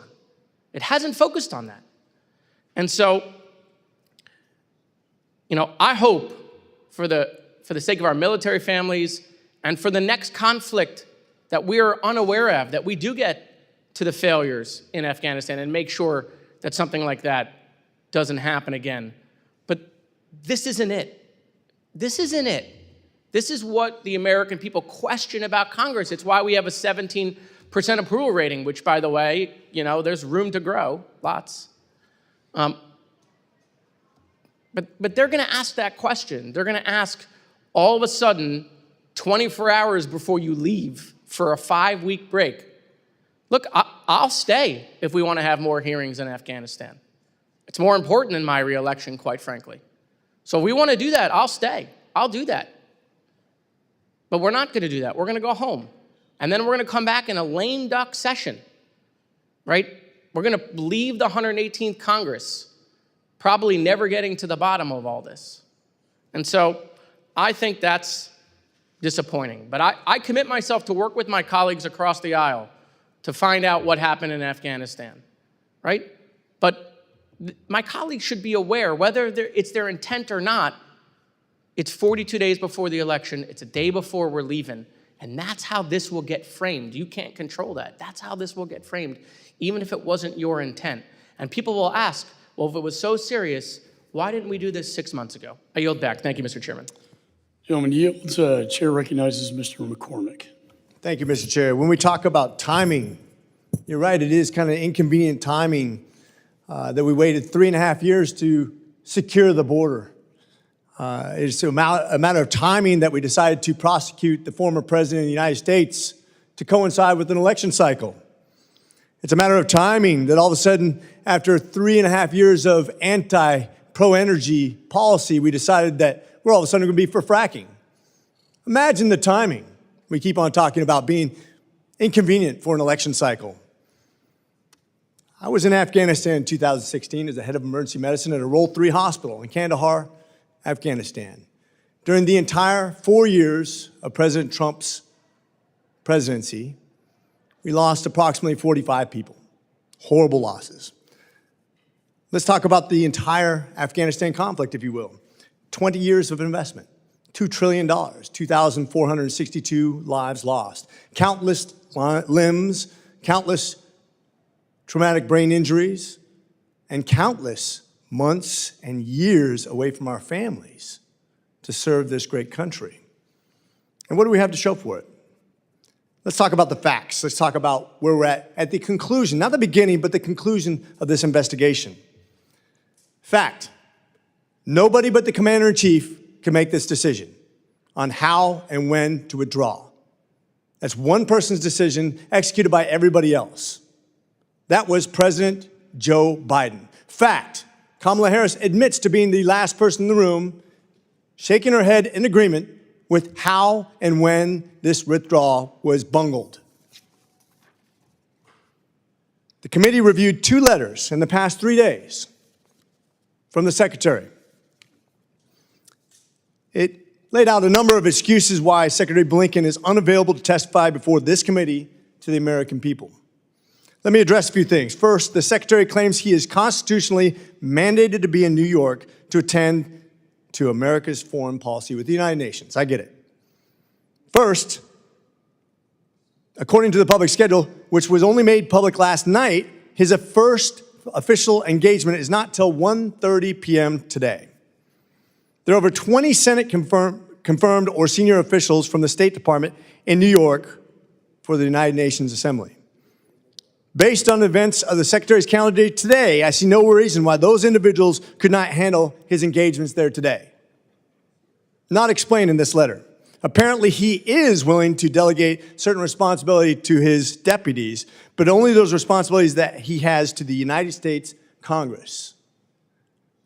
Congress, the people who represent the citizens of the United States of America. We, the people.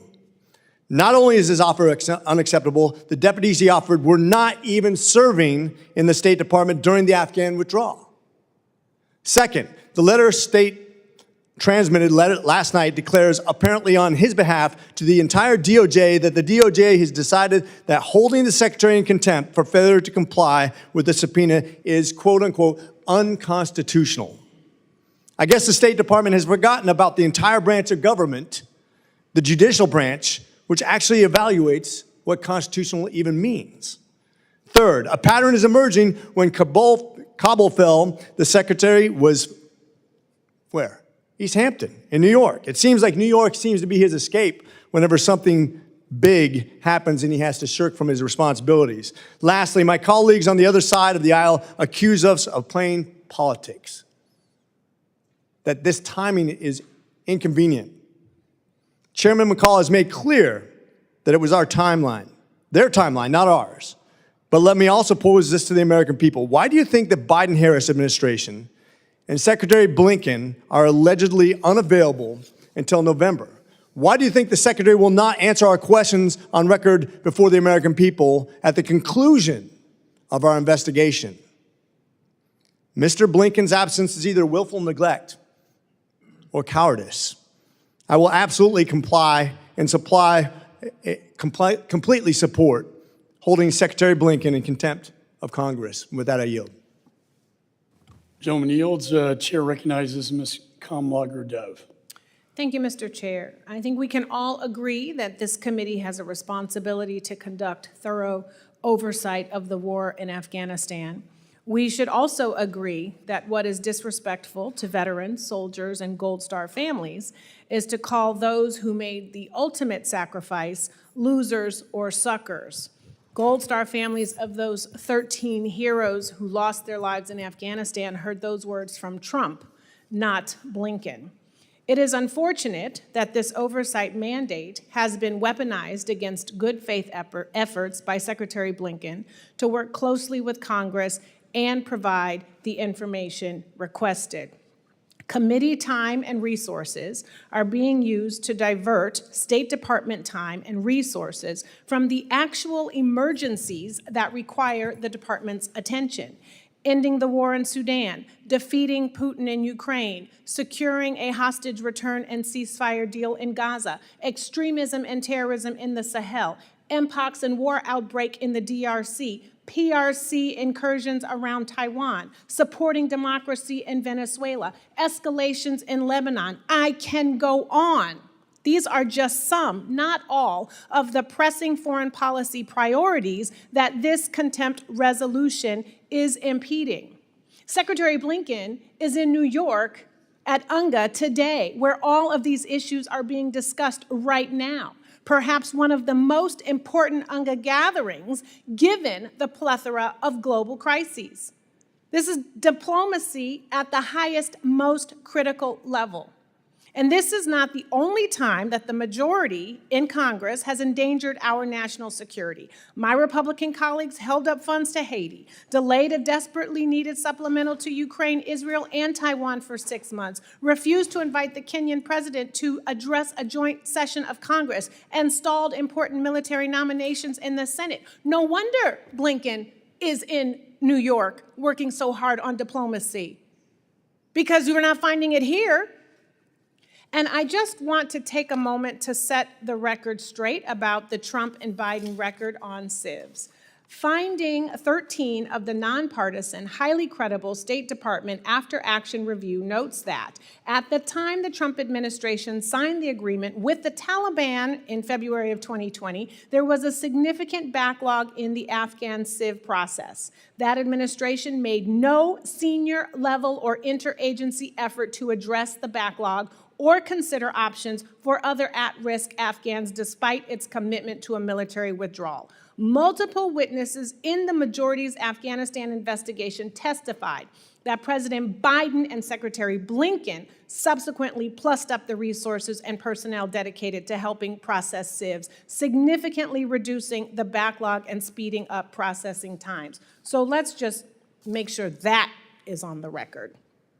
I just have to say that I oppose what is going on here. It is political theater at the highest or lowest, depending on how you want to gauge, and I urge my colleagues to do the same. Thank you, and I yield back. Gentleman yields. Chair recognizes Mr. Self. Thank you, Mr. Chairman. Just a couple of things about what I've heard this morning. One of my colleagues across the aisle said this is a rush. I believe that it is a rush for the administration FCC to approve the purchase by George Soros of more than 200 radio stations that reach 165 million Americans 50 days ahead of the election.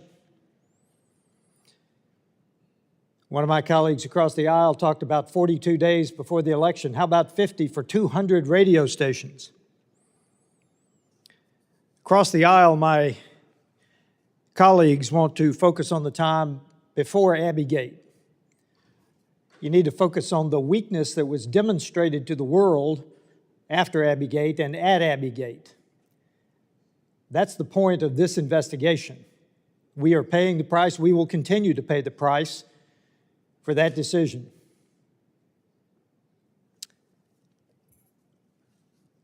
Across the aisle, they talk about we're wielding our power in this committee. Frankly, I'm glad somebody in the government is wielding their power on this issue, because the administration not only doesn't use power, they don't seem to understand power. We sit in this committee, and when we do have State Department bureaucrats who deign to show up, they talk a lot about soft power, while our adversaries around the world are using hard power. And let's talk about New York today. I think we need to watch it closely. They may be censuring Israel again in New York today. It seems to be a common practice in New York. Mr. Chairman, I recommend the use of inherent contempt because I have absolutely no doubt that the DOJ will follow the Senate's precedent of not even holding a trial. So I think we need to move beyond this fairly quickly to inherent contempt, and I recommend the use of it, and I yield back. Gentleman yields. Chair recognizes Mr. Almo. Thank you, Mr. Chairman.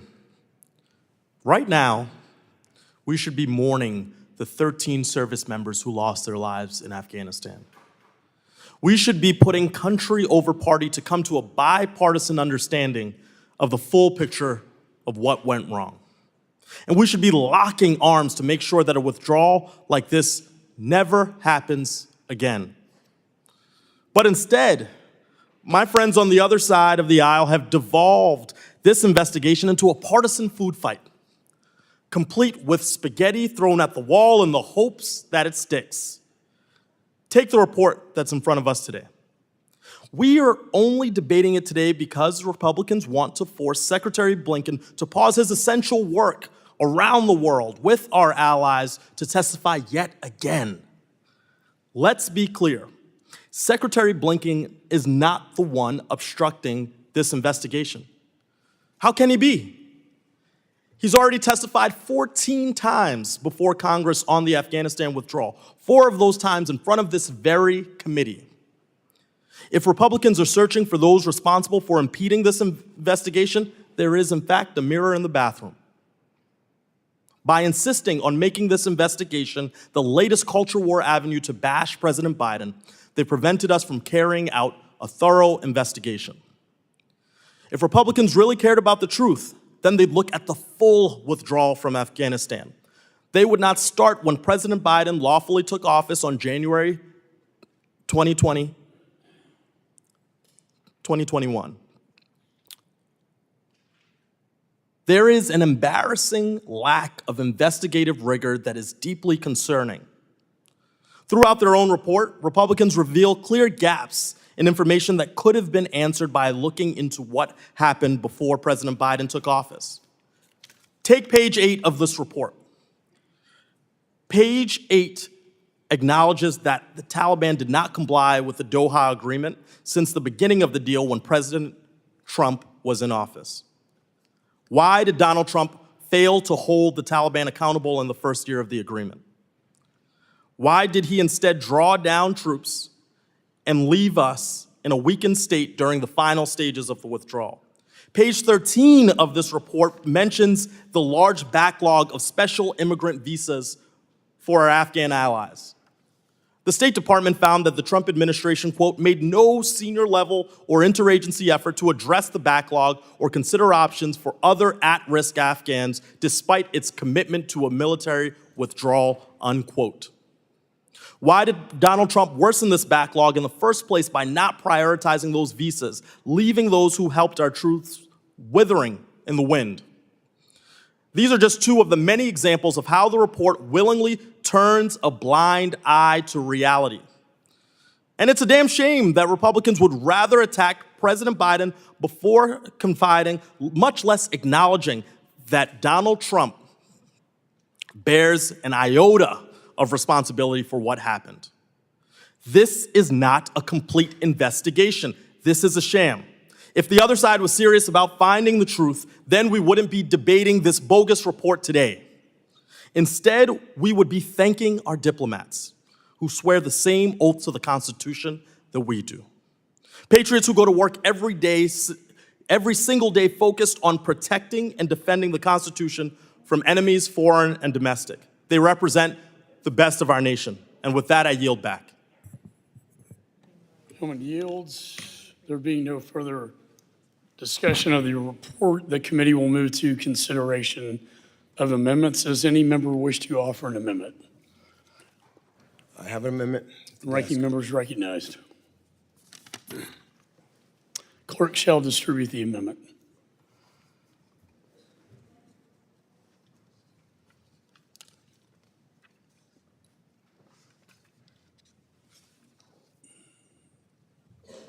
Clerk shall report the amendment. Amendment number 1 to the committee report recommending the House of Representatives find Antony Blinken, Secretary, U.S. Department of State, in contempt of Congress for refusal to comply with. Without objection, further reading of the amendments dispensed with. Gentleman's recognized for 5 minutes. Mr. Chairman, you have received in writing the Secretary's position that he's willing to testify before our committee again, and the explanation for why he cannot do so today. My amendment incorporates some relevant language from the Secretary's written communications to you, so that committee report includes important details to complete the record about his willingness to comply with your subpoena. Let me also just add that to complete the record, you know, and going back and forth, that the report was a majority committee report. It wasn't bipartisan, that's for sure. No input was asked for from this side of the aisle. It was only, the report was only given to us the night before it was published. No input on witnesses. Didn't release the transcripts until such time that we requested it at a hearing. And therefore was not something that was really seeking the truth and trying to make sure that we learned something to give to the Gold Star families or anyone else. It was a partisan report. And so I have brought on this amendment so that we could be sure that it is, the record is clear on that. And we had to summarize what the majority's report was and think that those findings should be included therein in this record. And with that, I yield back. Gentleman yields. Let me say I oppose this amendment. I've allowed these letters to be entered into the record, but they do not belong in this contempt report. The quote, reasonable alternatives, end quote, Secretary Blinken references in the September 22nd and 23rd letter are already addressed in the contempt report. There's no reasonable alternative suggested to the date I set for the hearing. In fact, when I was told the department, when I told the department in advance that we intended to set September 24th as a date. I never heard back from the State Department. And the alternative he did offer was testimony from his subordinates who did not even serve at the State Department during the withdrawal. I repeatedly asked the Secretary to select any date in the entire month of September, and he refused. It's not a reasonable accommodation. These are not reasonable alternatives, and Secretary Blinken cannot keep hiding behind them. For that reason, I oppose. Any other members seek recognition? Mr. Wilson. Thank you, Mr. Chairman. And indeed, my appreciation of service in Afghanistan is very personal, and that I am so grateful that American and allied troops have successfully protected the entire world for 20 years from terrorist attacks. But sadly, due to the failure of the Biden-Harris administration, we now have seen the establishment of a safe haven for terrorists. We see the persecution of women. I will never get over, again, the situation of mothers providing their babies, passing over at Abbey Gate their babies, giving their babies away so they could be free and not live in subjugation and live in a terrorist regime. But also, I saw firsthand, over and over again, visiting my former National Guard unit, the 218th Mechanized Infantry Brigade, commanded by General Robert Livingston of the South Carolina Army National Guard. And our Guard members were so grateful to be serving with their Afghan brothers. And the thought that the Biden-Harris administration would abandon the Afghan brothers, their families, putting them obviously at mortal risk. And we see today, again, the women being subjugated and persecuted, which we knew would occur if there was an abandonment of the people of Afghanistan. And then equally personal, and I'm so very grateful, and I give all credit to my wife, Roxanne, and that is that our youngest son, First Lieutenant Hunter Wilson, South Carolina Army National Guard, served as an engineer for a year in Afghanistan. We were so proud, and still are, of his service for the people of America, for the people of Afghanistan, for freedom and democracy. And I think it should be really clear that what was negotiated by President Donald Trump, additionally with Secretary of State Mike Pompeo, there were conditions.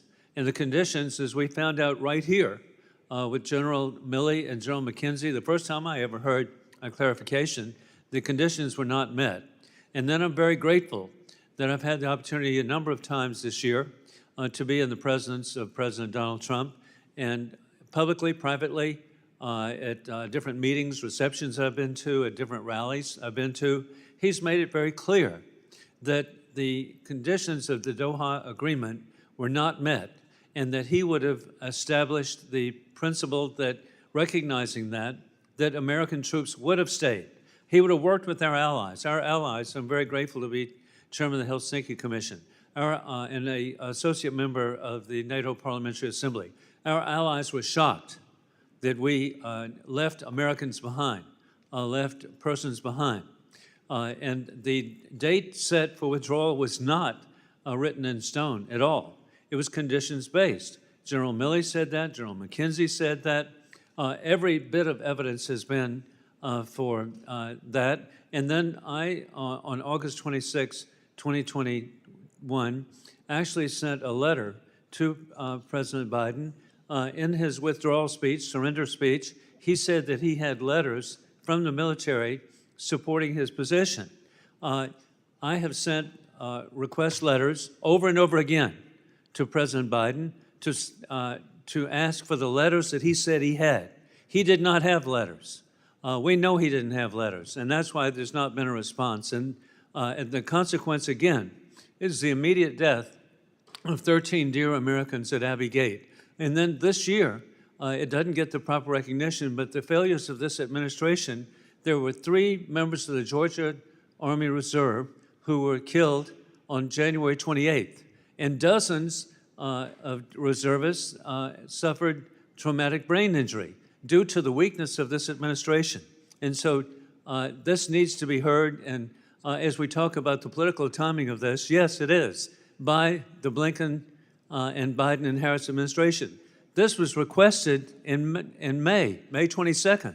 This could have been long ago, but this administration has stonewalled, they've slow-walked, just as they provide slow walking of equipment to our allies in Ukraine, slow walk to our allies of Israel, even deny and slow walk the efforts that we should be making to prevent a war in the Middle East, in the Far East with our allies of Taiwan. Over and over again, we need to recognize, and I would urge that this amendment be defeated. It's really not accurate.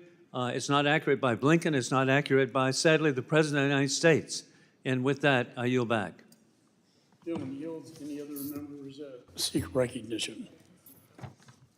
Mr. Phillips. Mr. Phillips?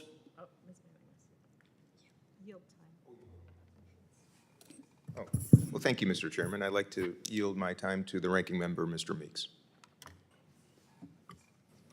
In seeking to clarify the record, I want to go back to my First Amendment, which I talked about the Second Amendment. I want to go about the First Amendment first. And so on the First Amendment, Mr. Chairman, many of us on the Democratic side of the aisle have been concerned about the narrow partisan approach taken to the committee's investigation into the Afghanistan withdrawal. This includes the majority's report released earlier this month, which did not seek to incorporate minority input and twisted cherry-picked facts into conclusions not supported by a fuller read of the testimony. And of course, the contempt report today frequently references and cites the majority report. My amendment simply adds a reference to the minority staff memorandum I directed to be prepared and transmitted to flesh out the full picture of facts and broadly summarizes its findings. With that, I yield back. Gentleman yields. Does any other member seek recognition? There being no further discussion, question now occurs on the amendment offered by Representative Meeks. All those in favor signify by saying aye. I request a recorded vote. And all those opposed signify by saying no. No. In the opinion of the chair, the noes have it. The amendment's not agreed to. Request a recorded vote. Roll call vote has been requested. Pursuant to the chair's previous announcement, this vote will be postponed.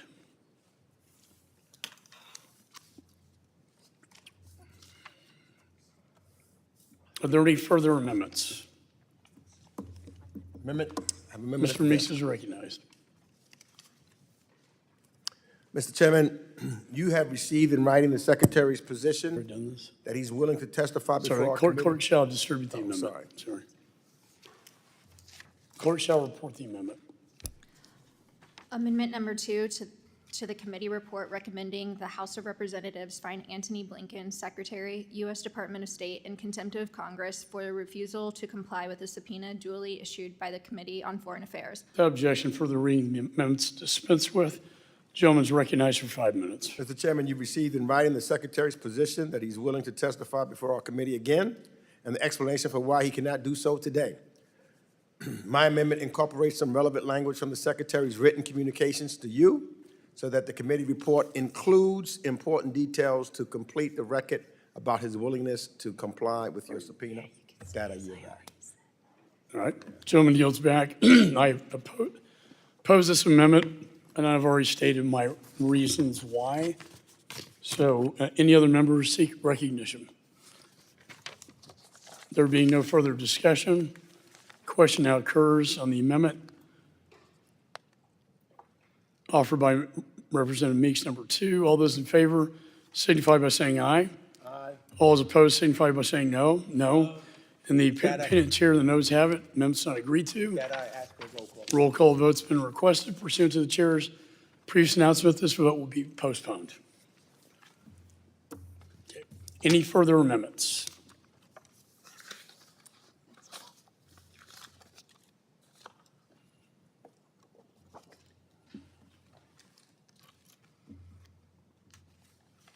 Pursuant to notice, I now call up H.R. 8683 to require the Secretary of Defense and Secretary of State to monitor efforts by the People's Republic of China to build or buy strategic foreign ports and for other purposes. The bill was circulated in advance. The clerk shall designate the bill. H.R. 8683, to require the Secretary of Defense and the Secretary of State to monitor efforts by the People's Without Republic of objection, China. first reading is dispensed with. Bill is considered read and open to amendment at any point. Is there any discussion on the bill? Mr. Heising is recognized for 5 minutes. Mr. Chairman, yes, I have an amendment at the desk. Or you want to wait on it? What's that? Oh, the amendment.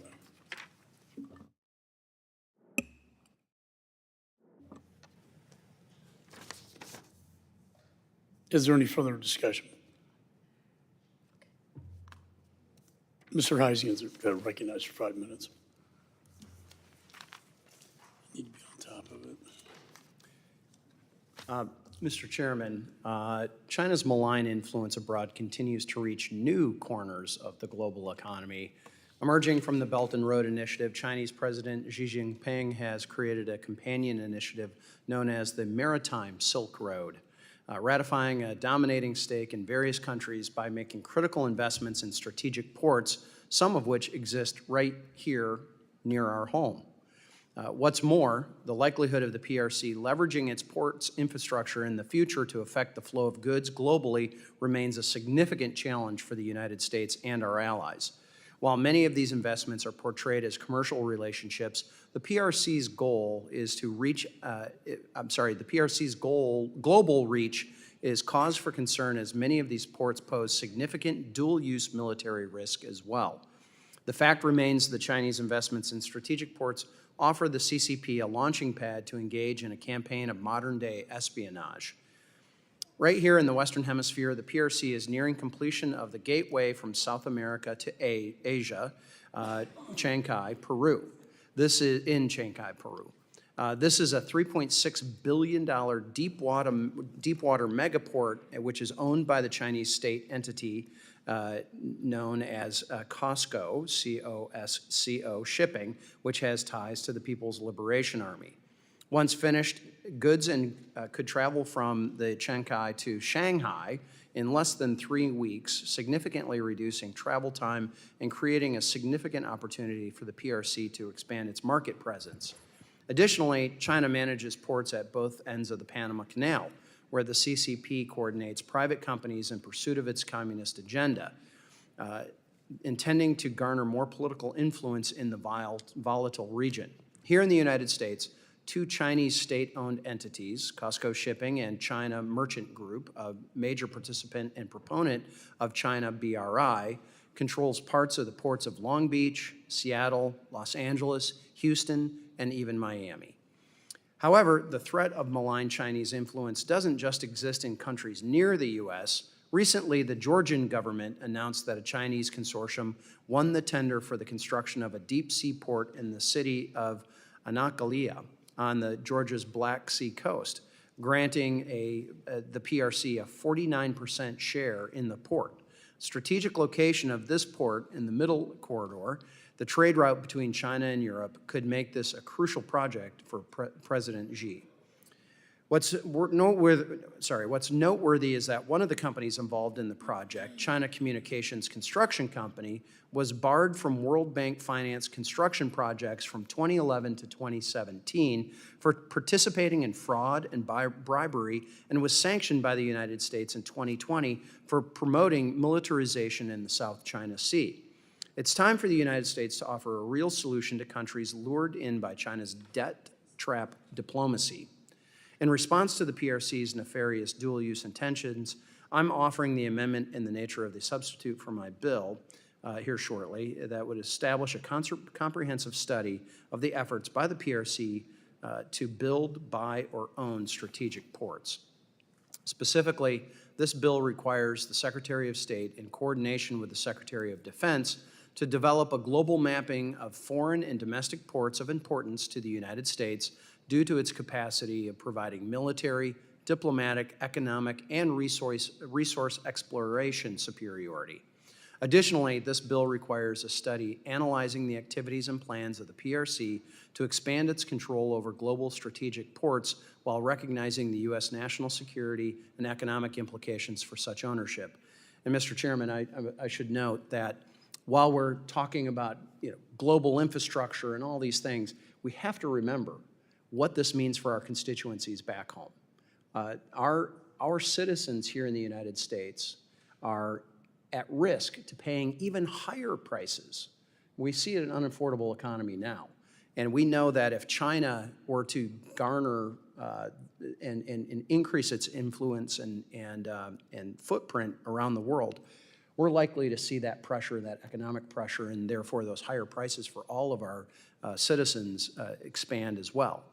So finally, this bill tasks the head of relevant federal agencies to recommend measures to the U.S. government that could take to ensure open access and security for strategic ports and offer alternatives to PRC investments in these ports. Let's talk to our allies and give them options. The ANS was negotiated in good faith with my Democrat colleagues, and where we incorporated their edits to enhance the reporting requirements for electronically enabled espionage posed to U.S. defense and diplomatic personnel within the vicinity of these strategic ports. And without stalwart diplomacy from the United States and its allies and partners, the PRC's global reach will only mature, deepening instability and insecurity abroad. It remains imperative that the U.S. do everything in its power to thwart malign Chinese influence and protect U.S. national and economic interests. And I urge my colleagues to support this bill. I yield back. The gentleman yields. Any further discussion on the bill? Mr. Wilson is recognized. Or did you? No, I'm saying my block for the ANS. No. Thank you, Mr. Chairman. And indeed, I'm grateful to support House Resolution 8683 by my good friend Bill Huizenga of Michigan. This legislation provides more resources to combat the subversive Chinese Communist Party. I grew up with a special appreciation of the people of China. My father served there and cherished the Chinese people he served with in the Flying Tigers during World War II in Xi'an, Chengdu, and Kunming.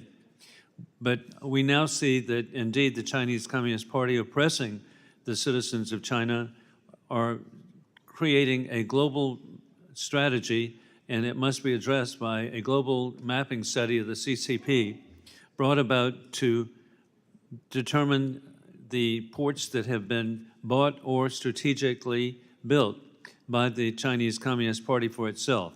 And it's absolutely critical we have the more situational awareness on the military, diplomatic, economic, or resource capabilities of the Chinese Communist Party.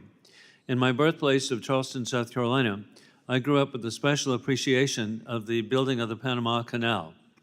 The canal is so vital to American families. The Republic of Panama, with its talented people, and I have family who live in Panama, we know that they are under stress due to Chinese influence. And Congressman Huizenga is correct again that Chinese influence into Panama actually affects American families. With that, I urge all of my colleagues to support this legislation.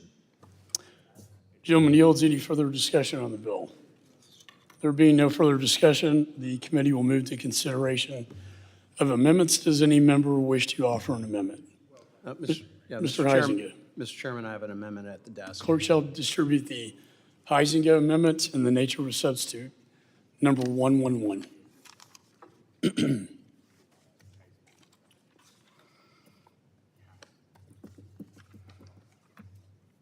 The clerk shall report the amendment. Substitute for the amendment in the nature of a substitute to H.R. 8683 offered by Mr. Huizenga of Michigan. Strike all after the enacting clause and insert the following. Section 1, short title. This act may be cited as the Strategic Ports Reporting Act. Without Section objection, 2. further reading is dispensed with. Gentleman is recognized for 5 minutes. Well, thank you, Mr. Chairman, and I won't take the 5 minutes. I just wanted to reiterate that this ANS was negotiated in good faith with our colleagues across the aisle, and we incorporated a number of their edits to enhance the reporting requirements for specifically electronically enabled espionage that many in our defense and diplomatic corps have been subject to. And again, I would just like to reiterate the influence that we are seeing of China and its related companies and organizations on the world economy. They continue to deepen their roots and their influence, And what that will mean to us, as we found out a few years ago with COVID, is, Mr. Chairman, the United States is put at a disadvantage. Our constituencies are put at a disadvantage. And whether it's with availability or with pricing, we know that our folks are dealing with higher prices already and some scarcity and some challenges with that. Let's not help the Chinese corner the market. And so with that, I'll yield back the balance of my time. Gentleman yields. Any other members seek recognition? Mr. Meeks is recognized. Thank you, Mr. Chairman. In 2013, when Xi Jinping launched the Belt and Road Initiative and Maritime Silk Road Initiative, China embarked on a coordinated state effort to finance, acquire, access, enhance, and build ports around the world. Today, China is the world's largest trading country, and nearly all of its commerce, 95%, moves by sea. Control of foreign ports provides Beijing with greater access and influence in the host country and region where the port is based, and presents a challenge to the United States' presence and interest there. And although China's Navy has only one overseas naval base, its naval ambitions are clear. China is actively seeking additional basing locations, including on Africa's Atlantic coast, which would pose a significant threat to major shipping routes. China already has the largest navy in East Asia, and the U.S. Defense Department acknowledges China's navy is the largest in the world. H.R. 8683 calls for a mapping of strategic ports and Beijing's attempts to gain control of them. And while I agree that it is critical that we have an accurate picture of the nature, extent, and intent of PRC involvement in port projects around the world, I would also know that this work is already happening. In fact, a number of think tanks and academic institutions have done exactly that kind of mapping exercise on ports this bill is calling for. And I'm submitting for the record just one such report, tracking China's control of overseas ports, which I want to submit without objection. Without objection, so ordered. Which was published just last month by the Council of Foreign Relations. Thanks to this report, we already know that China is actively engaged in 115 port projects in at least 68 countries with more than $65 billion invested or promised. Of these publicly known projects, at least 89 port projects have characteristics that could make them suitable for military applications. I point this out because, unfortunately, many of my Republican colleagues often complain about wasting the American people's taxpayer dollars. Given Republican budget cuts, we are calling for the State Department and DOD to use their limited staffing and resources to do a mapping exercise that is redundant and already online for everyone to read. And if we're going to make them do this work, should we not at least authorize funds to create such a database and strategy and fund the programs to address the risks and deficiencies and opportunities identified? But nevertheless, I am glad that this bill acknowledges the importance of investing in foreign ports to enhance our national security interests. We have to compete with China in that space.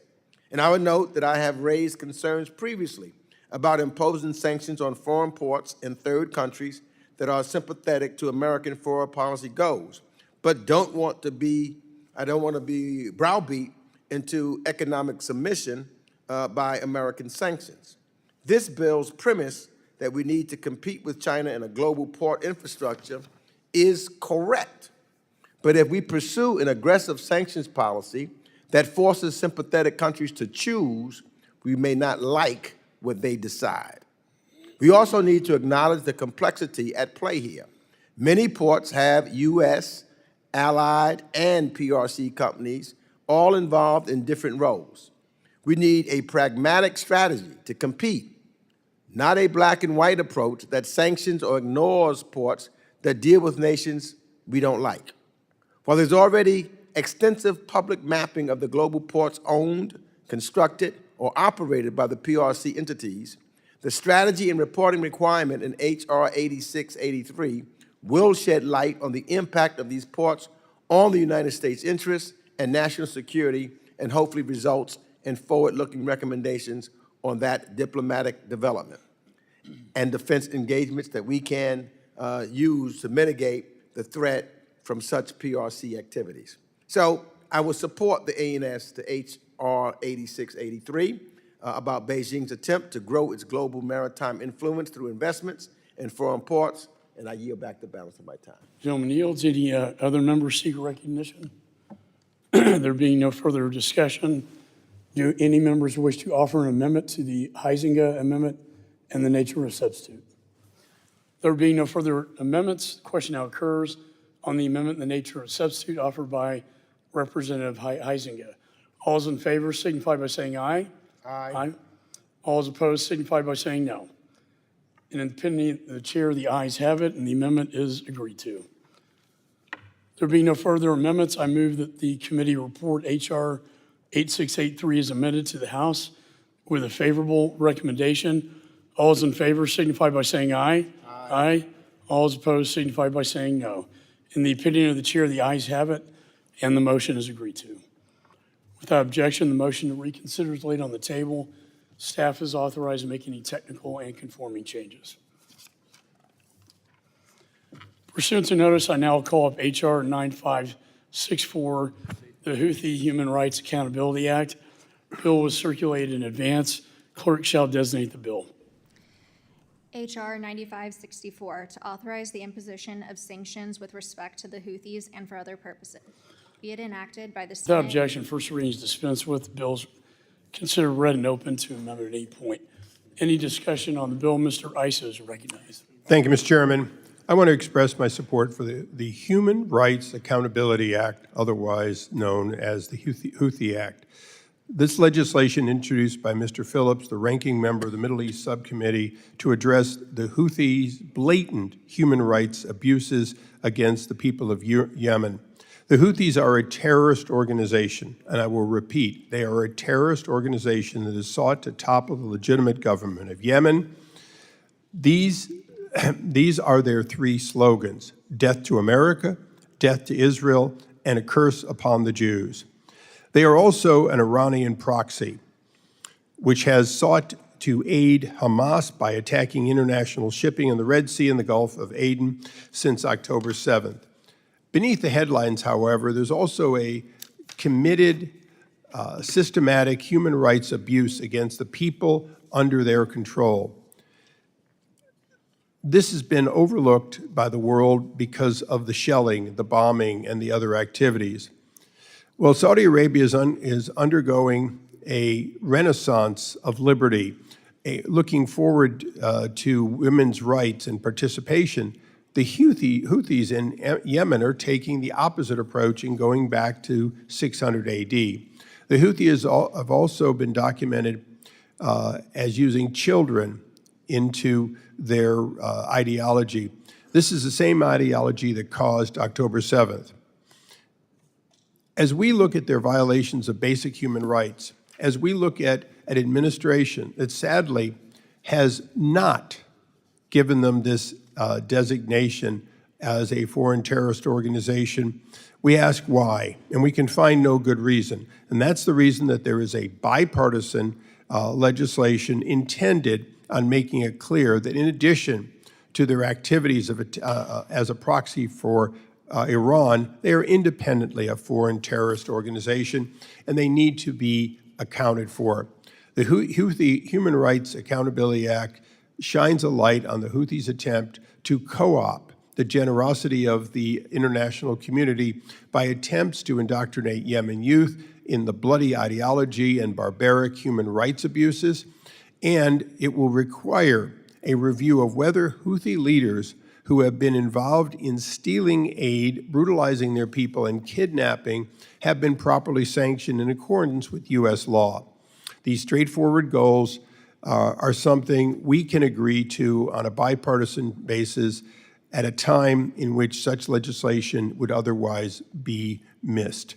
With that, I urge support of it and would notify the chairman that I have one amendment when ready for a very small technical correction. Thank you very much, Congressman Darrell Issa of California. We now will proceed to Congressman Greg Meeks of New York. Thank you, Mr. Chairman, and I support this legislation because we must continue to call attention to the unnecessary and unfair suffering of the Yemeni civilians at the hands of the Houthi movement. Millions of Yemenis are experiencing persistent food scarcity, reoccurring disease, and medical goods shortages because of illegal restrictions imposed on aid by the Houthis. Houthi leadership continues to manipulate and instrumentalize and aid while enforcing oppressive policies on the treatment of women. The Houthis employ child soldiers and arbitrarily detain aid workers and opponents. This bill draws attention to these abusive practices through 3 reporting requirements that will help us to better understand Houthi efforts to block humanitarian assistance and the extent of human rights abuses. This legislation also requires determinations as to whether Global Magnitsky Act and the Livingston Act sanctions for gross violations of human rights and hostage-taking are warranted on Houthi individuals. We must continue to hold the Houthis accountable for their oppression of the Yemeni civilians. And I want to thank my colleagues for bringing attention to these issues, and I will vote in favor of this bill. I yield back. The gentleman yields. Is there any further discussion? We now have the Congressman from Minnesota, Dean Phillips. Thank you, Mr. Chairman. I want to thank my colleague and friend, Mr. Issa, for leading this bill with me, the Houthi Human Rights Accountability Act. As has been said by both Mr. Meeks and Mr. Issa, we know the Houthis are an Iranian-backed terrorist organization wreaking havoc not only across the region through its attacks in the Red Sea, but perhaps most importantly right now on the Yemeni people. It's appalling, their human rights abuses, especially against children, as well as the continued detention of United Nations and diplomatic and NGO staff. Furthermore, they continue to detain U.S. locally employed staff from our embassy in Sana'a who've been held without justification for more than 2.5 years. Americans held for more than or local embassy employees for more than 2.5 years. As has been said, the bill requires 3 reports from the Department of State. First, a report on Houthi efforts to indoctrinate Yemenis to their extremist and anti-Semitic worldview. Second, a report on human rights abuses committed by the Houthis. And third, a report on obstacles to the provision of humanitarian aid, including an assessment of Houthi interference and the steps the United States and our partners are taking to ensure humanitarian assistance is delivered unhindered and consistent with basic humanitarian principles. Also requires a determination, as Mr. Meeks just said, as whether certain Houthi actors should be subject to sanctions under the Magnitsky Act for gross violations of human rights and/or the Levinson Act for hostage-taking. We need to counter the Houthis' malign behavior, send a message to Iran, and protect the Yemeni civilian population. These actions are currently harming Yemenis. They're restricting access to desperately needed humanitarian aid, getting very little attention in these halls or around the world, and they're preventing peace in a country that needs it desperately. They must be held to account. And with that, I'm grateful to be working with my colleague, Mr. Issa, on a bipartisan piece of legislation that I think reflects well on this institution and this committee. With that, I yield back. And we're grateful for your input, Congressman Dean Phillips of Minnesota, for your yielding back. And now we Mr. Chairman, I have an amendment at the desk. Well, no. Oh, I'm sorry, there's more. No, hey, everybody wants to say something nice about your legislation now. Don't get in the way, okay? And so you particularly want to hear from the Republic of Illinois. And so we have Congressman Jonathan Jackson of Illinois. Thank you so much. I'd like to thank Congressman Issa and Congressman Phillips for their work. I strongly support the Houthi Human Rights Accountability Act because it's long overdue for this terrorist organization to be held accountable. The people of Yemen and the region have suffered tremendously through the hands of the Houthis, who have obstructed every peace effort, committed gross human rights violations on its own citizens, including unlawful killings, starvation, and recruiting child soldiers. The Houthis has extended terror to the region, to the sea, and this is why I urge all of you to co-sponsor my bill, H.R. 8934, Sanctions Sea Pirates Act of 2024, which passed this committee on a voice vote. My bill will require the President and other related branches of the U.S. government to work with allies and partners around the globe to combat piracy around the globe and to curb the surge in piracy off the coast of Somalia and the Gulf of Aden. impose sanctions with respect to any foreign person that knowingly engages in piracy, block foreign assets, etc. I yield back. Thank you very much. There being no further discussion of the bill, the committee will move to consider amendments, and we are eager to hear from Congressman Darrell Issa of California. Mr. Chairman, I have an amendment at the desk. The clerk shall distribute the amendment.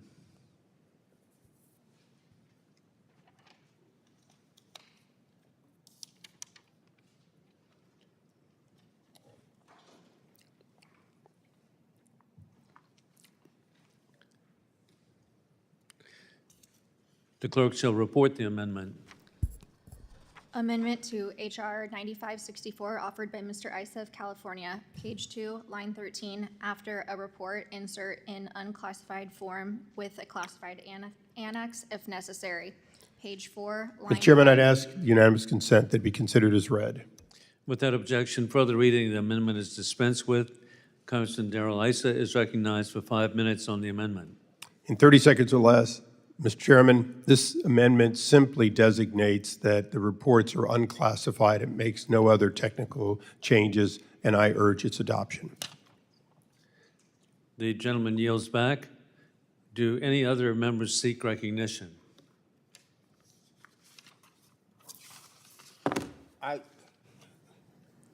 And we recognize Ranking Member Meeks. I just want to say that I support Mr. Issa's amendment, which makes minor technical corrections to the reporting requirement. Yield back. Well, hey, bipartisanship lives.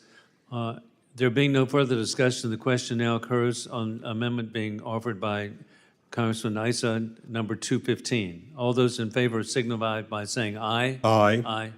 All those opposed signify by saying no. In the opinion of the chair, the ayes have it, and the amendment is agreed to. Are there any further amendments? There being no further amendments, I move that the committee report House Resolution 9564 as amended to the House for favorable recommendation. All those in favor signify by saying aye. Aye. All those opposed, no. The opinion of the chair, the ayes have it, and the motion is agreed to.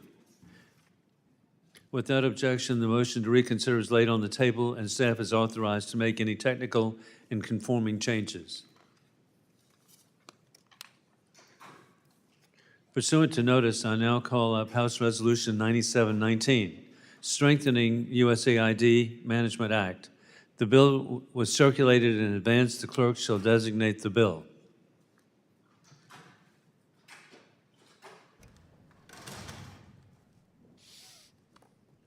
H.R. 9719, to amend the Foreign Assistance Act of 1961 to modify requirements regarding management of the United States Agency for International Development and for other purposes, be it enacted by the Senate and the House of Representatives to the United States of America in Congress assembled, Section 1, short title. This act may be cited as the Strengthening USAID Management Act. And without objection, the first reading is dispensed with, and the bill is considered read and open to amendment at any time. Is there any discussion on the bill? And at this time, will recognize Ranking Member Greg Meeks. Thank you, Mr. Chairman, for moving this bill up to markup. This bill, the Strengthening USAID Management Act, does just what the title suggests. Oh, thank you. It gives USAID additional authorities to manage its programs and workforce as global events demand more from this critical government agency. I'd like to start by commending Administrator Samantha Power for the work she has done over the last 3.5 years to ensure that the USAID is fully equipped to respond to both international disasters and global development needs. She has prioritized locally led development. She has championed USAID's Global Development Partnership Initiative to build back the ranks of the Foreign and Civil Service. And she has installed 2 deputy administrators, including one dedicated to management and resources, to elevate these issues that are foundational to the USAID's success. This bill permanently authorizes crises operations staffing that allows USAID to flexibly hire in response to disasters and crises. These events are by their very nature impossible to predict, and they do not lend themselves well to the typical U.S. government hiring process. This authority permits USAID to hire subject matter experts quickly. For example, global health workers to respond to the current Mpox outbreak and deploy them to the field for maximum impact in stemming the health emergency. This bill also authorizes USAID to use what's known as Personal Services Agreement Authority. This will help USAID treat its workforce more equitably by enabling the agency to promote foreign service nationalists without requiring them to recompete for their jobs. FSNs are the local staff in each country's mission that form the backbone of USAID's work abroad. Finally, the bill enabled the State Department, USAID, and other foreign policy agencies to continue overseas comparability pay for foreign service officers posted abroad. Without this extension, foreign service officers will see their wages cut by 22%, which would harm both morale and the United States' national interests. The Strengthening USAID Management Act ensures the agency has the tools necessary to fully support its workforce in the 21st century. And by making these necessary improvements, we will position USAID to better carry out its mission to promote a free and prosperous world. And I want to thank Chairman McCaul and his staff for working with us on this legislation, and I urge my colleagues to support this bill, and I yield back the balance of my time. The gentleman, ranking member, yields back. Is there any further discussion? We now recognize Congresswoman Young Kim of California. Thank you, Chairman. I have an amendment to H.R. 9719, the Strengthening USAID Management Act. There being no further discussion of the bill, the committee will now consider the amendments, and we now recognize Congresswoman Young Kim. Thank you, Chairman. I want to thank my colleague, Representative Joaquin Castro, for working on this. The clerk shall distribute the amendment. Oh, thank you.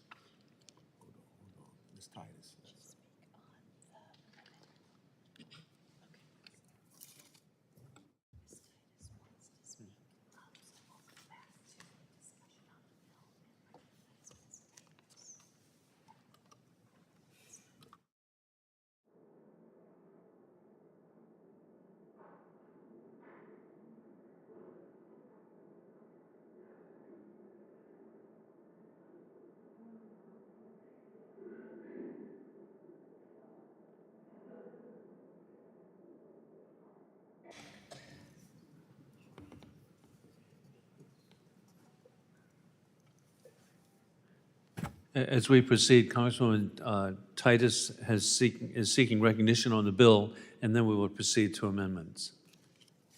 Thank you, Mr. Chairman. I appreciate that. I just want to speak in support of the ranking member's bill 9719 because it includes several important authorities that have been requested by USAID and that will make it stronger. These include the flexible staffing mechanism so the agency can appropriately and effectively respond to global crises as they arise, and also promoting foreign service nationals at post. But I especially want to voice support for the Overseas Comparability Pay Authority that this bill extends for 2 years. Earlier this month, I led 25 of my colleagues, many from this committee, in a letter to the Speaker urging him to include overseas comparability pay in the CR draft, which we will be voting on later this week. And, Mr. Chairman, I ask unanimous consent to include that letter in the record. Without objection. Thank you. In the letter, we highlight the fact that overseas comparability pay is a mission-critical authorization with national security implications. It ensures basic pay equity between foreign service officers in Washington and those posted abroad to be sure that we are recruiting and retaining our top talent. If this authority were to lapse, our diplomatic corps, which is a group of fiercely patriotic individuals who bravely advance U.S. interests abroad at great personal sacrifice, would see an average of 22% pay cut. The immediate impact of a OCP lapse would be undeniable financial hardship, but it could also have long-term impacts on morale at a time when we are facing extreme competitiveness from China and Russia. One Foreign Service officer stationed in Algeria put the real human toll of this in stark terms. They said, and I quote, "This OCP lapse would hurt early career officers like me who have little savings, continue to pay student loans, and are starting families. Losing 20% of my paycheck would force me to choose between important medical procedures, our mortgage, and my wife's student loans.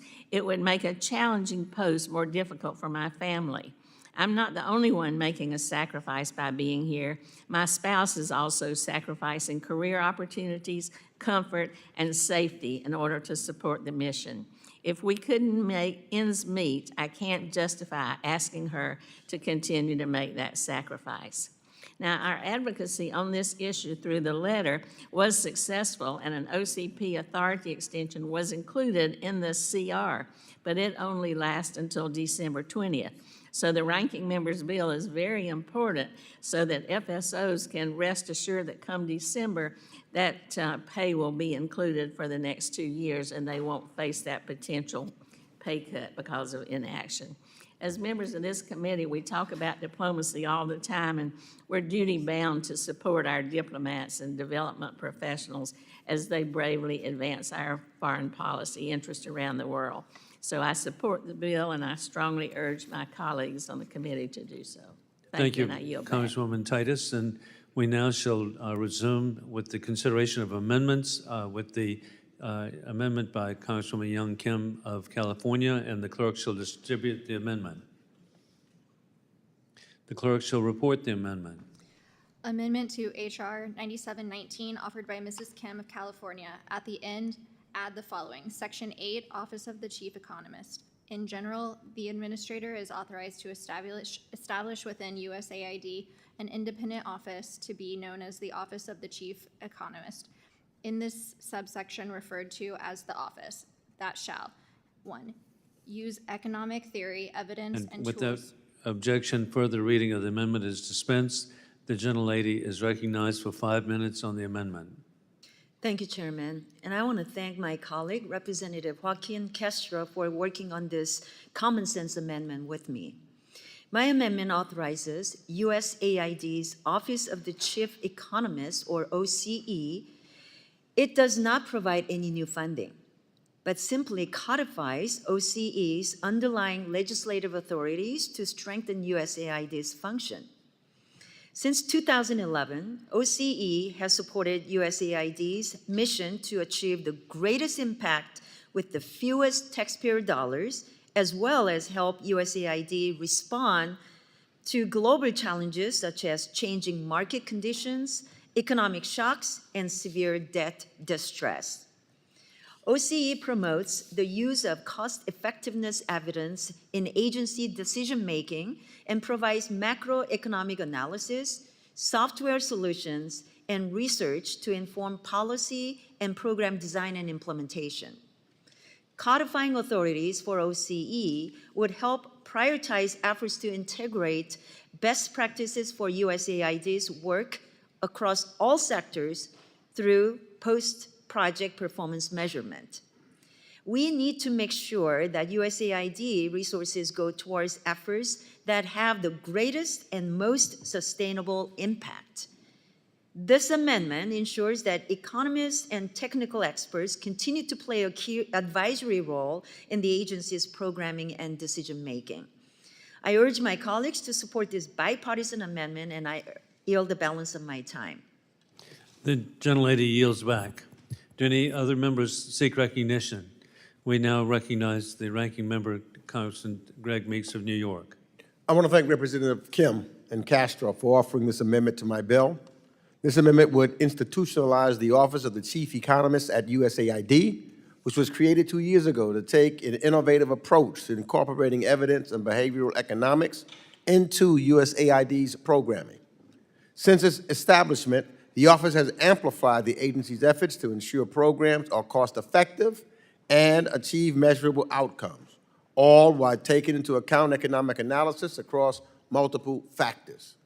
I am encouraged to see bipartisan support for their efforts, and I look forward to future innovations from the Office of the Chief Economist.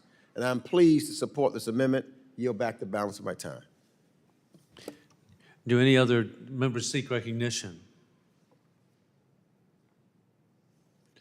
There being no further discussion, the question now occurs on the amendment offered by Congresswoman Young Kim, number 75.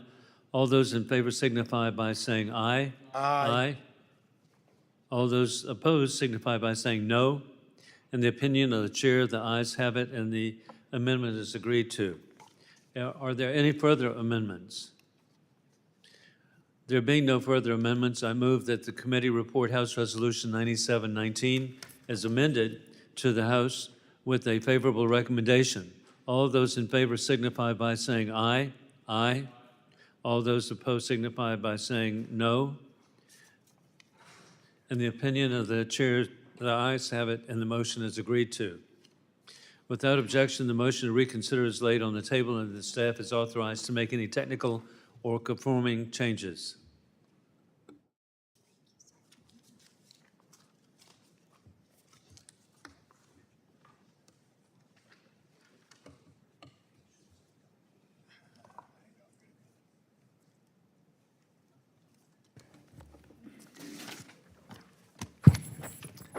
Pursuant to notice, I now call up H.Res. 1348, urging the government of Nigeria to immediately release Tigran Gambaryan from imprisonment. The resolution was circulated in advance. The clerk shall designate the resolution. H.Res. 1348, urging the government of Nigeria to immediately release Tigran Gambaryan from imprisonment. Whereas Tigran Gambaryan is a citizen of the United States and a resident of Georgia and a former federal agent. Whereas Tigran Gambaryan worked for the Internal Revenue Service for over 10 years, investigating highly public crimes and seizing over $4 billion in illicit funds on behalf of the United States government. Whereas Tigran Gambaryan, on the date of his detainment, was employed by Binance Holding Limited as the head of the financial crime compliance. Whereas on February 26, 2024. Without objection, the first reading is dispensed with, and the resolution is considered read and open to amendment at any point. Without objection, I will present the amendment in nature of the substitute circulated to members in advance shall be considered as read and will be treated as original text for purpose of amendment. I recognize myself for a statement. I deeply appreciate the committee's consideration on this important resolution during this markup. As many of you know, my constituent, Mr. Tigran Gambaryan, has been wrongfully detained by the Nigerian government since February. That's 7 months now. The Nigerian government arrested Mr. Gambaryan after luring him to Nigeria for a meeting with Nigerian officials in his official capacity as Binance's head of financial crime compliance. This is a citizen who's never been accused of anything of wrongdoing in the United States. He was an IRS investigative agent. Once detained there, they took away his passport and held him without legal basis or without even charging him for weeks. Since then, the Nigerian government prosecutors have thrown bogus charges against him as legal justification to hold him hostage. Tigran is being held in the notorious Kuje prison, where they imprison Boko Haram and ISIS terrorists. He is being denied basic due process and repeatedly denied adequate medical care despite the fact that he suffers from malaria, pneumonia, tonsillitis, and complications from 2 herniated discs, which make it extremely painful to walk. The situation is so dire that we recently celebrated the quote-unquote good news that his lawyers were able to gain access to the prison to meet with Tigran. We were relieved that the prison officials allowed him access to a walker to attend the meeting because he had been bedridden for days due to excruciating back pain. I could go on forever showing stories of inhumane treatment Tigran is suffering, not to mention his wife and 2 young children waiting at home for his return. This is no way for an American citizen to be treated by custody of a foreign government, especially one that's supposed to be our ally and partner in the region. I've been to Nigeria. I'm actually the godfather to 2 children of Nigerian descent. This means a lot to me, and Tigran is my constituent. My resolution, H.Res. 1348, does four things. One, it calls out the Nigerian government for their blatantly false claims of wrongdoing by Tigran Gambaryan and their inhumane treatment of an American citizen in their custody. Two, it urges the Nigerian government to release Tigran and provide him unfettered consular access, unrestricted medical care, and full due process to his rights. Three, it urges the State Department to use all available assets, all means, to secure his release and formally declare him as wrongfully detained under the Levinson Act. Four, it conveys our thoughts for his family and all other U.S. citizens who have been wrongfully detained abroad. The United States government must do everything in its power to secure the release of Tigran Gambaryan and all our citizens wrongfully detained abroad. Unfortunately, this has been applied unevenly and politically. This man deserves his rights. I am thankful to my co-lead, Representative French Hill, and Representatives Houlihan and Fitzpatrick for visiting Tigran during his imprisonment in Nigeria and for their support in advocating for his release. I also want to thank the HVAC Africa Subcommittee staff and the U.S. Embassy consular staff in Nigeria for their tremendous work to support Tigran and his family during this incredibly difficult time. Passage of this resolution is just the first step, and we will not stop until Tigran is released. I ask for my colleagues' support of this bill. Thank you, and with that, I yield back. Is there any discussion on this resolution? I recognize Mr. Meeks for 5 minutes. Thank you, Mr. McCormick. Thank you, Mr. McCormick. And I'd like to express my concern to Tigran Gambaryan, whose health has deteriorated significantly since he's been held in prison in Nigeria. I also want to thank his wife and family, who have been working tirelessly to advocate for him.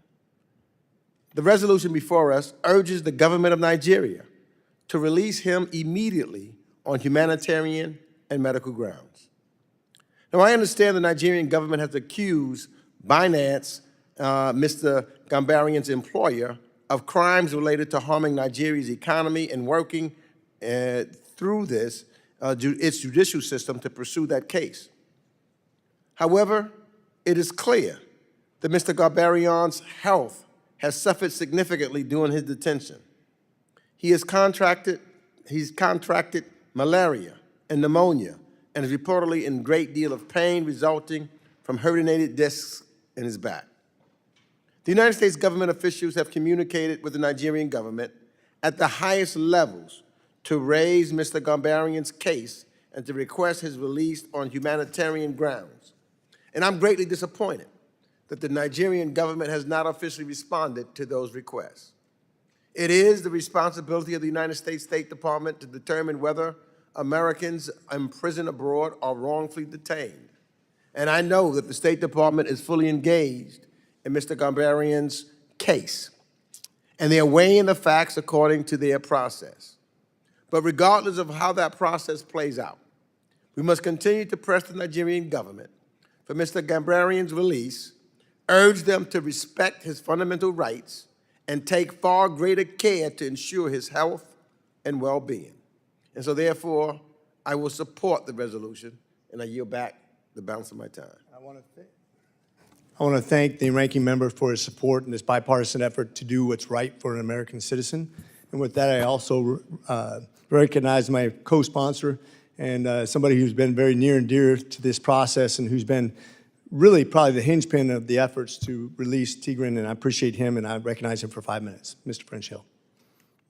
Chairman McCormick, thank you. Ranking Member Meeks, thank you for your commitment. I come to the committee today with a heavy heart and great frustration that an allied government of the United States, the great country on the west coast of Africa, Nigeria, a longtime partner of the United States in the fight against ISIS, in the fight against Boko Haram,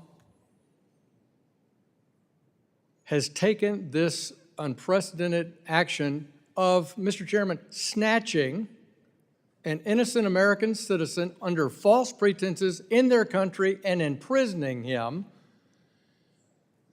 So I support this resolution, H.Res 1348, fully, but I would argue to my colleagues asking for his release on humanitarian grounds, which is a term used by the State Department, is good but unacceptable to me, because he needs to be released, period, full stop, as an American citizen, innocent of these trumped-up charges, innocent of any connection with the assertion that the company Binance has in some way damaged Nigeria and Nigeria's economy, an economy that is long suffering, and the Nigerian people long suffering.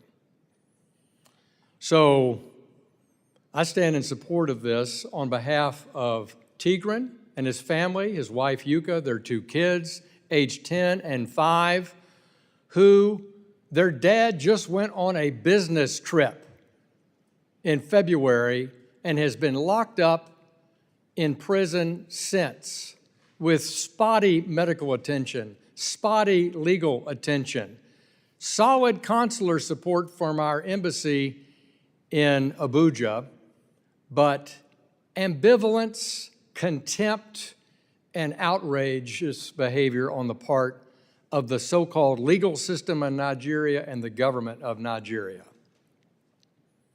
We're standing with the family. You know, Mr. Chairman, Representative Haley Stevens and I co-chair the task force here in the House, which this committee has been such an important part of, to bring attention to those Americans wrongfully detained and illegally held abroad by terror groups or by state actors. And it's one thing when we talk about Syrians or Iranians or Russians, but what a disappointment that we sit in this hearing and we talk about our friends in Nigeria. So I hope all members will not only support this resolution, but I hope all members on this committee will write the ambassador to Washington from Nigeria and express your utter dismay about putting our partnership for peace, prosperity, public health at risk because they wrongfully detain an American citizen.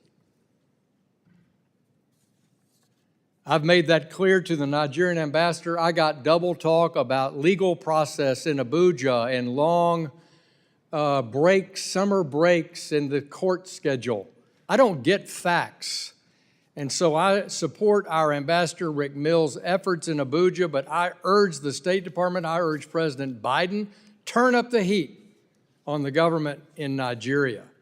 Honor the fact that an American citizen has been snatched by a friendly government and put in prison over something he had no responsibility for in a country that not only has good relations with our country, but we in the Justice Department and the IRS, former employers of Tigran Gambaryan, have a deferred prosecution arrangement with Binance. With Binance. The government of Nigeria has leverage over Binance by just working with the United States and our legal system and our observation and oversight of Binance. And it makes the snatching of an American citizen even more outrageous. So I ask all my colleagues to support this resolution. I ask for your prayers for Tigran's health under extraordinarily poor conditions. I ask you to pray for comfort for his friends, his family, his spouse, Yuki, that this man is released unconditionally by the Nigerian government. And I think this resolution is an important step, and I hope it comes to the House floor promptly. And with that, I yield back. Thank you, Mr. Hill, a true warrior for rights of citizens of the United States of America. And I want to speak directly to the Nigerian government right now. Those representatives that come here to the United States as ambassadors and all those people in power who have any kind of effect on this case. I want to ask them a simple question. Is it worth it? Is it worth it to go after a guy who was asked to come to Nigeria, who came without resistance, who came willingly, on good faith, a citizen of the United States of America? Is it worth it? A guy who's never had a question about his integrity or his honesty or breaking of any law. Is it worth it? to take away the rights of a family man, a father, a husband, a brother? Is it worth it to put in contempt the relationship between two countries that at no time in history have needed each other more than right now? Is it worth it to continue to prosecute this guy for something he didn't do? Is it worth it to take away his health? Would you do this to your family? Would you do this to your friend to try to prove a point that's not going to be proven by this? I challenge those in charge of this judicial process, and I charge the Nigerian government to take the right road, to be righteous, and make sure that this process is worth it.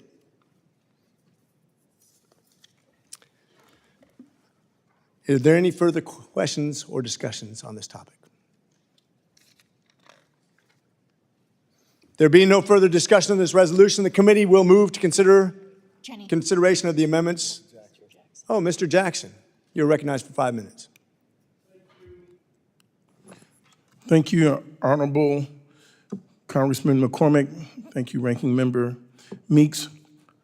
I support this bill not to interfere in Nigeria's judicial process, but to appeal to the government of Nigeria, whom we've had a very respectable and long-lasting working relationship, to support the release of Mr. Tigran Gambaryan on a humanitarian ground. With his health deteriorating and the lack of proper medical attention, Mr. Tigran must be able to come home where he can get the proper life-saving care he urgently needs. Our two countries have had a long shared history and a strong relationship for decades, which should not be overshadowed by this case. I hope to engage the Nigerian government soon with my other colleagues to assist in releasing Mr. Tigran Gambaryan on humanitarian grounds as soon as possible. This is an earnest appeal, and I thank you for your consideration. I yield back. Thank you, Mr. Jackson. The gentleman yields back. Are there any other further discussion? There being no further discussion on the resolution, the committee will move to consideration of amendments. Does any member wish to offer an amendment? There being no amendments, I move that committee reports H.Res. 1348 as amended to the House with a favorable recommendation. All those in favor signify by saying aye. Aye. All those opposed signify by saying no. In the opinion of the chair, the ayes have it, and the motion is agreed to. Without objection, the motion to reconsider is laid on the table, and the staff is authorized to make any technical and conforming changes. Pursuant to notice, I now call up H.R. 9718, the Extending and Enhancing the U.S.-UK Nuclear Cooperation for Mutual Defense Purpose Act. The bill was circulated in advance. The clerk shall designate the bill. H.R. 9718 to provide for the approval of the amendment to the agreement between the government of the United States of America and Without objection, the first reading is dispensed with, and the bill is considered read and open to amendment at any point. Are there any discussions to the bill? Mr. Zinke, you're recognized for 5 minutes. Thank you, Mr. Chairman. I want to thank the chairman and ranking member for today's consideration of H.R. 9718, the extension and enhancing of the U.S. nuclear and U.K. nuclear cooperation for a mutual defense purpose act. Short history, it began in 1958. This Congress renewed it in 2014. It is now up for renewal. What this bill does is two things. It corrects an ambiguity between 60 session days and 60 days. And then it specifies that it is renewed.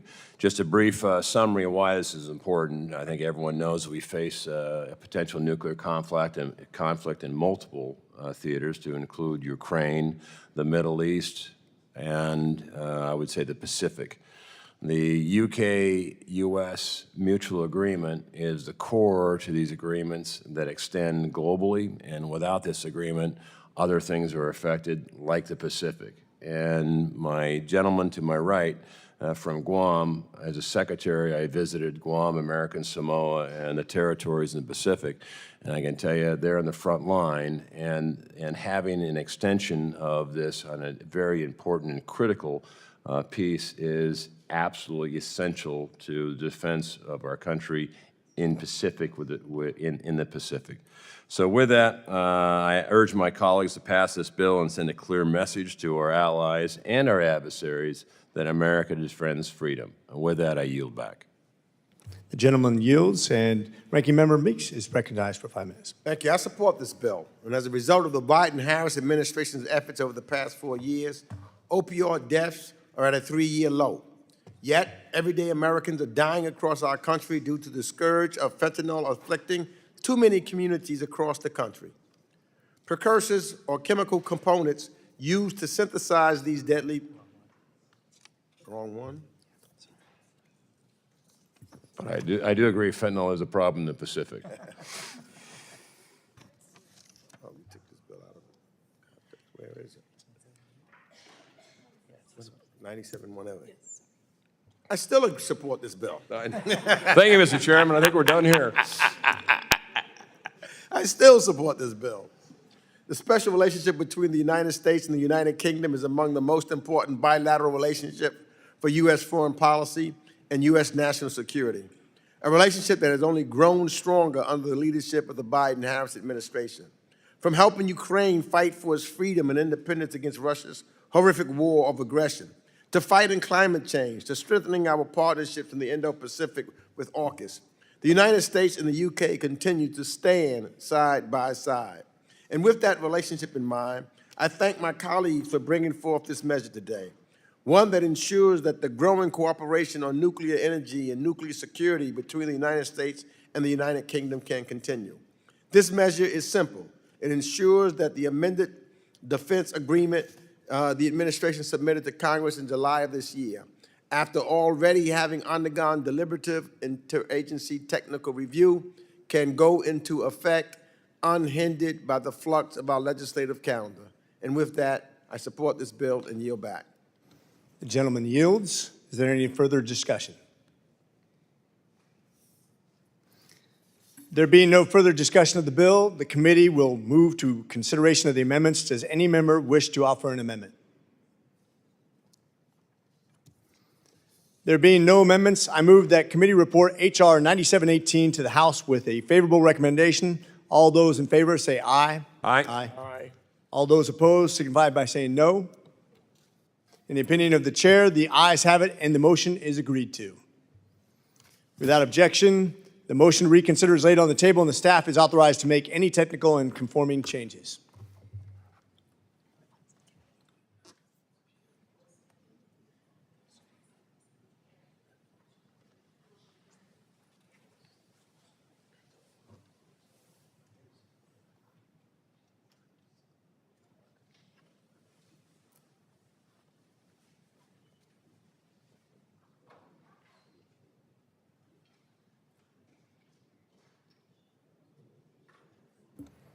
Pursuant to notice, I now call up H.Res. 1449 condemning global rise of anti-Semitism and calling upon countries and international bodies to counter anti-Semitism. The resolution was circulated in advance. The clerk shall designate the resolution. H.Res. 1449 condemning the global rise of anti-Semitism and calling upon countries and international bodies to counter. Without objection, the first reading is dispensed with and the resolution is considered read and open to amendment at any point. Is there any discussion on the resolution? Ms. Manning, you're recognized for 5 minutes. Thank you, Mr. Chairman. And I want to personally thank you and Ranking Member Meeks for your leadership, as well as your staff for working with me to advance this important bipartisan resolution to markup. I am proud to speak in favor of H.Res. 1449, a bipartisan House resolution I introduced with my dear friend, Congressman Chris Smith, supporting global efforts to counter anti-Semitism. It has been an honor to serve alongside him as co-chair of the House Bipartisan Task Force for Combating Anti-Semitism. Mr. Chairman, we know that anti-Semitism is on the rise around the world. We know what a threat that is, not just to the Jewish community, but to democracy and to the very fabric of our societies around the globe. Today, not even 80 years since the liberation of Auschwitz, anti-Semitism has grown, taken on new forms, and spread to more parts of the world. And as we have seen since the Hamas terrorist attack of October 7th, 2023, the single deadliest day for Jews since the Holocaust, anti-Semitism around the world has skyrocketed. And let me state, the anti-Semitism skyrocketed on October 8th, before there was any IDF response to that horrific terrorist slaughter and capture of innocent Israelis, including American citizens.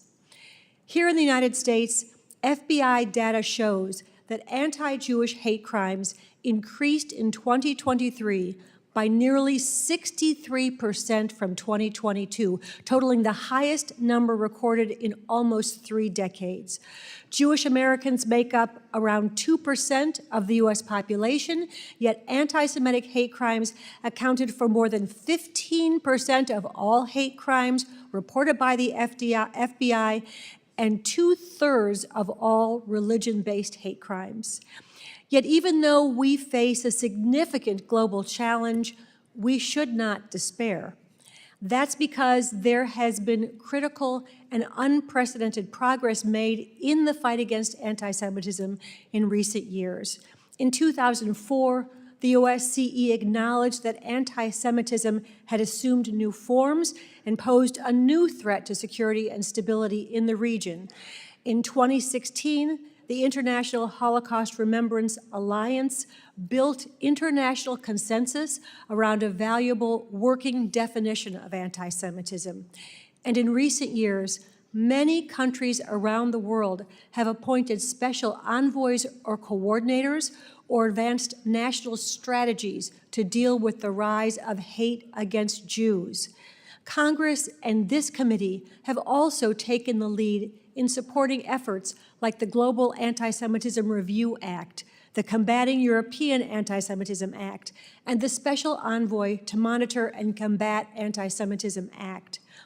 This July in Buenos Aires, Argentina, Deborah Lipstadt unveiled the global guidelines for countering anti-Semitism, a new landmark international framework for acting against anti-Semitism, which countries around the world can sign onto and embrace. And Mr. Chairman, I'd like to request unanimous consent to enter into the record a copy of the global guidelines, as well as Ambassador Lipstadt's speech of July 17th, 2024.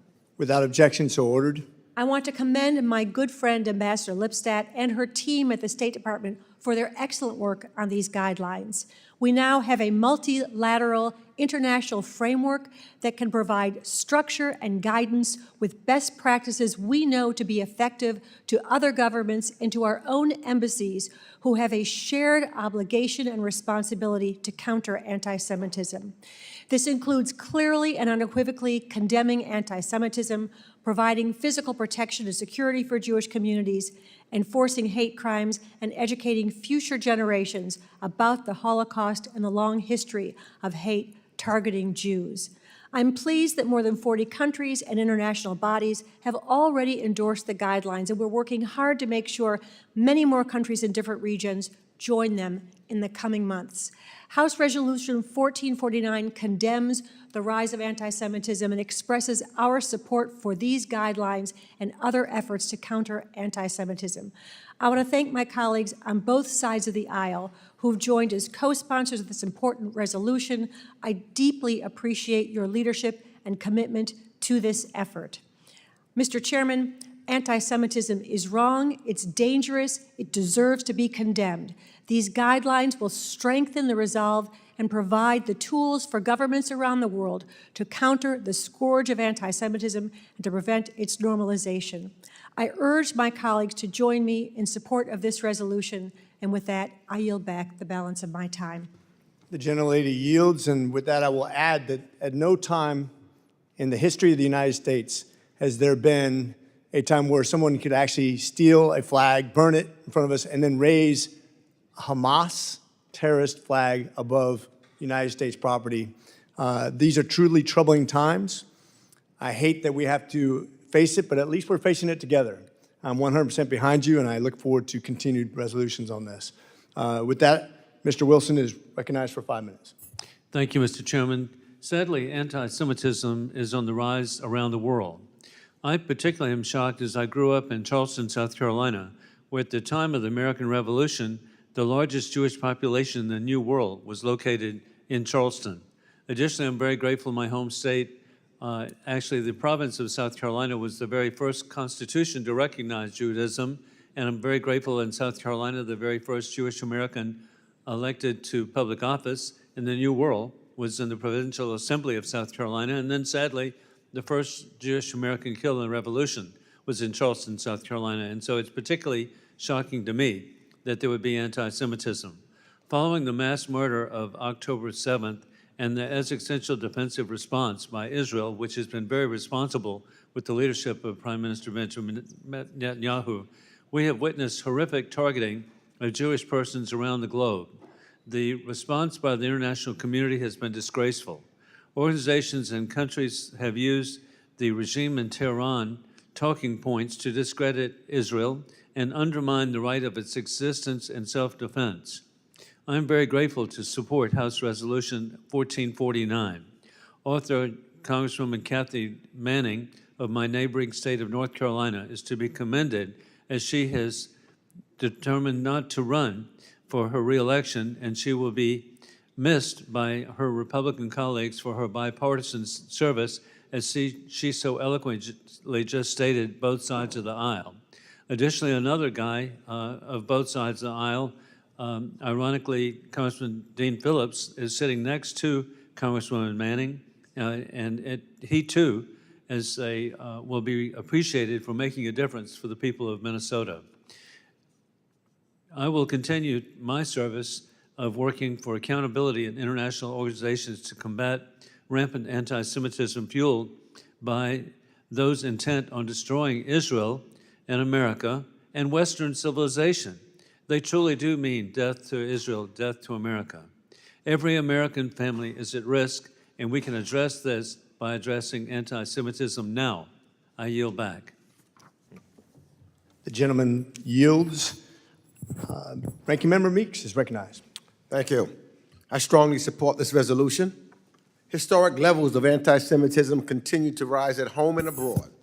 This remains a concern for me, and it should be for every member of this committee and all decent people all over the world.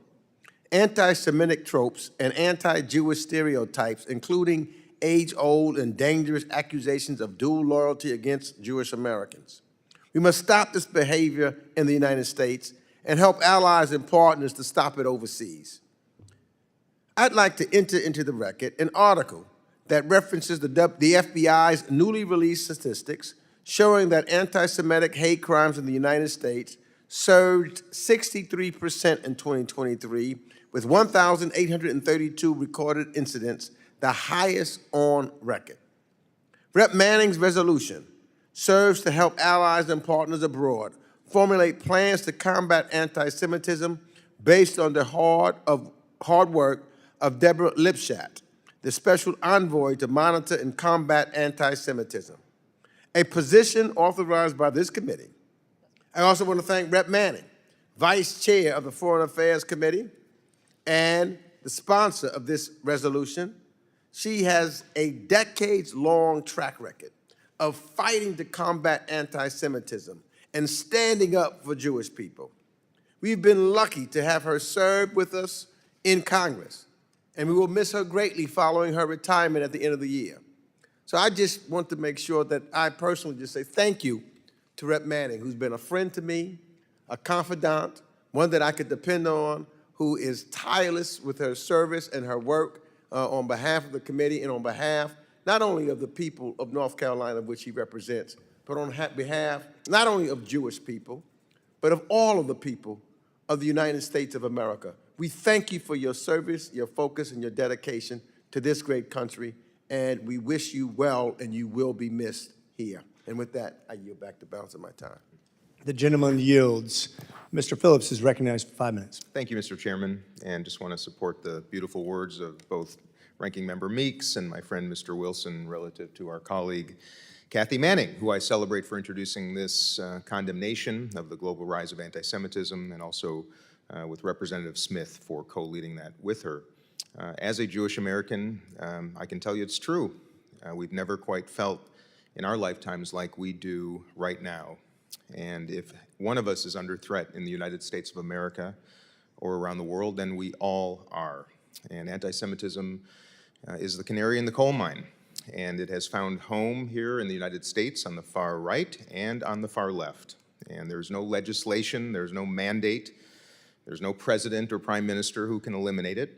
But I do want to encourage and promote and celebrate those on both sides of the aisle, my Republican and Democratic colleagues, for acknowledging this problem and agreeing to work together both here in this country and around the world to root it out.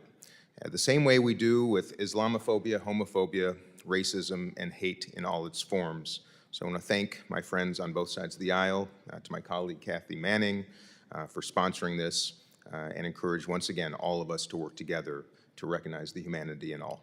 With that, I yield back. The gentleman yields back. Is there any further discussion? Just a point of privilege. Thank you again, Ms. Manning, for your service. You will be missed. There being no further discussion of the resolution, the committee will move to consideration of the amendments. Does any member wish to offer an amendment? There being no amendments, I move that committee reports H.Res. 1449 to the House with favorable recommendation. All those in favor signify by saying aye. Aye. All those opposed signify by saying no. In the opinion of the chair, the ayes have it, and the motion is agreed to. The request for a vote has been made. A roll call has been requested. Pursuant to the chair's previous announcement, the vote will be postponed. The committee will recess for votes on the floor. We will reconvene after votes.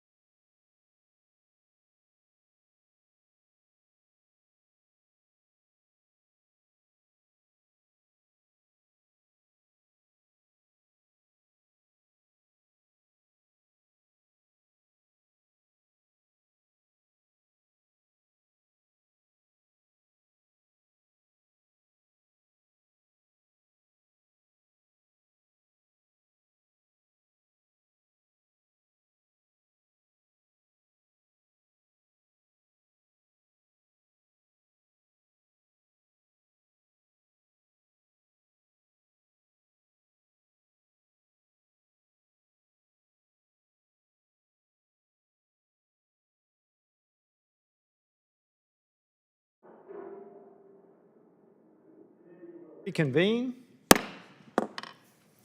Pursuant to notice, I now call up H.R. 9172, the Destruction Initiative for Stored Precursor Overseas and Safe Enforcement Dispose Act. The bill was circulated in advance. The clerk shall designate the bill. H.R. 9172, to establish the Precursor Chemical Destruction Initiative to promote bilateral counter-drug interdiction efforts with the government of specified countries and other purposes. Be it enacted by the Senate and House of Without Representatives. objection, the first reading is dispensed with, and the bill is considered read and open to amendment at any point. Is there any discussion on the bill?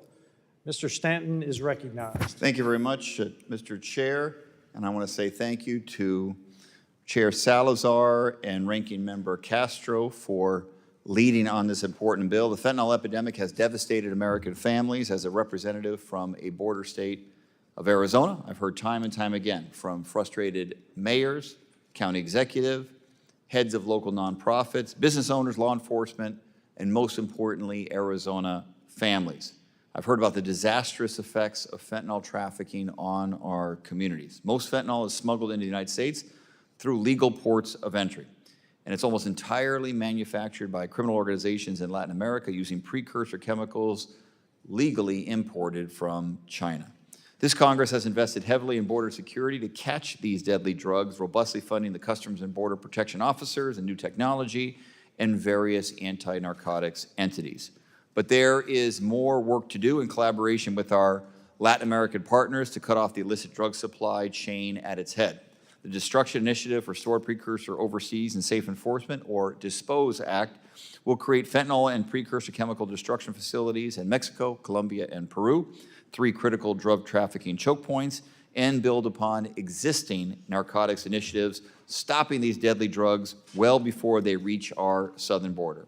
It is a straightforward, bipartisan, bicameral bill that requires the State Department to carry out a precursor chemical destruction initiative to, number 1, improve the rate of seizures and destruction of these base ingredients, number 2, dispose of seized chemicals in an environmentally safe way, and number 3, ensure that seized chemicals are not reintroduced into the illicit drug pipeline. By destroying fentanyl and precursor chemicals, we target a major financial source for cartels that continue to endanger American lives and American national security. I urge my colleagues to vote yes on H.R. 9172, and I yield back. The gentleman yields back. Is there any further discussion? Seeing none, there being no further discussion on the bill, the committee will move to consideration of amendments. Does any member wish to offer an amendment? There being no amendments, I move that the committee report H.R. 9172 to the House with a favorable recommendation. All those in favor signify by saying aye. Aye. All those opposed signify by saying no. In the opinion of the chair, the ayes have it, and the motion is agreed to. Without objection, the motion to reconsider is laid on the table, and the staff is authorized to make any technical and conforming changes. Pursuant to notice, I now call up H.Res. 1435, raising concern about the proposed constitutional reforms in Mexico. The resolution was circulated in advance. The clerk shall designate the resolution. H.Res. 1435, raising concern about the proposed constitutional reforms in Mexico, whereas the United States... Without objection, the first reading is dispensed with, and the resolution is considered read and open to amendment at any point. Without objection, the Stanton Amendment, in the nature of a substitute circulated to members in advance, shall be considered as read and will be treated as original text for purposes of amendment. Is there any discussion on the resolution? Mr. Stanton is recognized for 5 minutes. Thank you very much, Mr. Chair, and thank you to Chair Salazar for her partnership on this important resolution. The U.S.-Mexico relationship is one of the world's most economically significant, and improving the trade relationship between the two countries has been a focus of my public service career, first on City Council, then as mayor, and now as a member of the House of Representatives. Mexico has been my home state of Arizona's #1 trading partner for decades.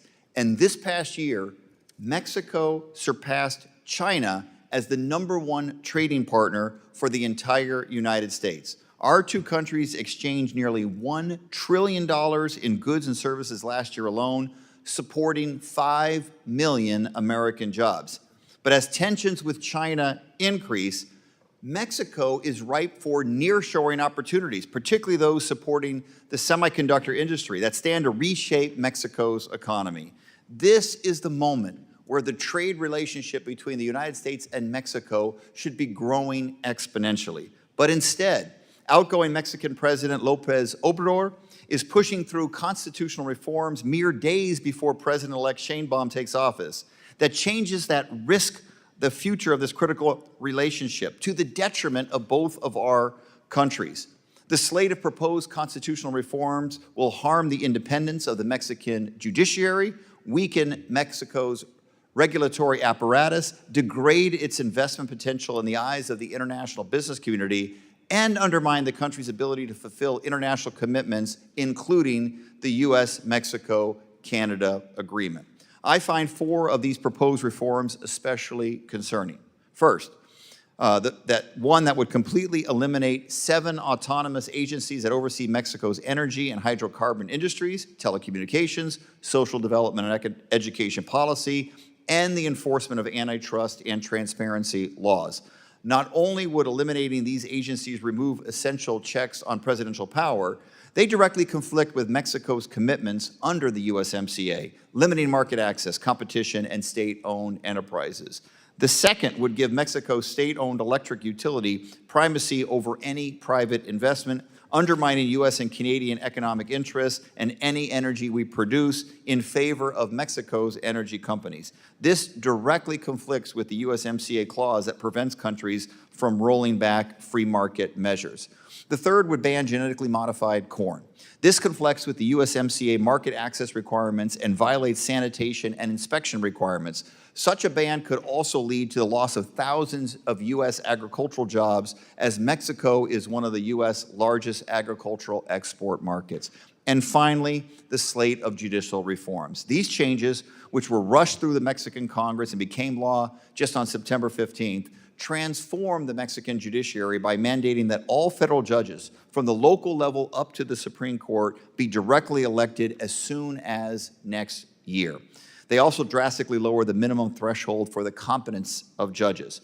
American government and business leaders, the American public, are paying close attention. Electing judges leaves the entire judicial process vulnerable to political influence and donor interests, and critically, this change will create backlogs in settling our trade disputes. Many disagreements must first go through Mexico's domestic court system with its new, possibly inexperienced judges before seeking arbitration under the USMCA. I've heard directly from business leaders, some of who have indicated that this change will threaten future investment in Mexico. At a time when our two nations should be working so closely together to tap into the potential of nearshoring, these reforms erode legal certainty, a risky prospect for business already operating and those considering expanding their operations in Mexico. The decision is ultimately up to the Mexican people and their democratic sovereign government. But the impact of these proposed reforms is far-reaching. As a representative from a border state and as an advocate, a longtime advocate for closer economic ties between the United States and Mexico, I believe it is our duty to work towards solutions that support growth and prosperity for both the Mexican and the American people. So I urge my colleagues to vote yes on this resolution. And again, I want to thank Chair Salazar for her partnership in this important effort. And with that, Mr. Chair, I yield back. The gentleman yields back. The gentleman yields back. Is there any further discussion? Mr. Mast, you are recognized for 5 minutes. Thank you, Chairman, and I want to start by thanking Chair Salazar for her statement, her resolution 1435, raising concerns about the proposed constitutional reforms in Mexico. And as we're speaking about this, I want to take the opportunity to give a warning to the outgoing president of Mexico that America is watching, and future leadership in Mexico, that America is watching what you're doing right now and has been paying attention. I want to bring to light something specific that's taken place. In 2022, Mexico sent in their military to shut down a materials mining operation and deepwater port in Mexico owned by an American company called Vulcan Materials. They had legally held operations in there. Again, Mexico sent in the military, cut off this supply chain to the United States of America. It's used to build homes, used to build roads. It's rock aggregate that goes into homes and roads in the state of Florida and Louisiana and Texas and other places. And literally, Mexico allowed for other companies to come into these closed down operations and start operating themselves. We have words for that, and we don't allow this sort of thing in the United States of America. But again, I want to offer this as a warning to Mexico and to any companies that would go out there and operate inside of a facility that is of a U.S.-owned company that Mexico would dare go in and take over. I would offer that as a warning. We are watching you. Don't do it. Tell other companies, do not participate in doing that because you will absolutely be held accountable for conducting any operations like that. Mexico's actions and what they've done here, they will have a chilling effect on investment. That will have a chilling effect on trade. It will undermine our bilateral relationship, as it should. Just like if the United States of America did the same thing to them. In that, I would just ask that my colleagues continue to pay attention to this issue, and I thank the chairman for yielding me the time. The gentleman yields back. Is there any further discussion? Mr. Kane, you're recognized for 5 minutes. Thank you, Mr. Chairman. I want to voice my support for this vital piece of legislation, and I want to thank my colleague, Mr. Stanton from Arizona, for his leadership on this matter. The recent judicial reform proposal of President Andrés Manuel López Obrador should give all of the United States great pause and concern for the bilateral United States-Mexico relationship. These proposed reforms are gravely concerning to the independence of the Mexican judiciary and potentially threaten critical aspects of the United States-Mexico-Canada agreement, the USMCA.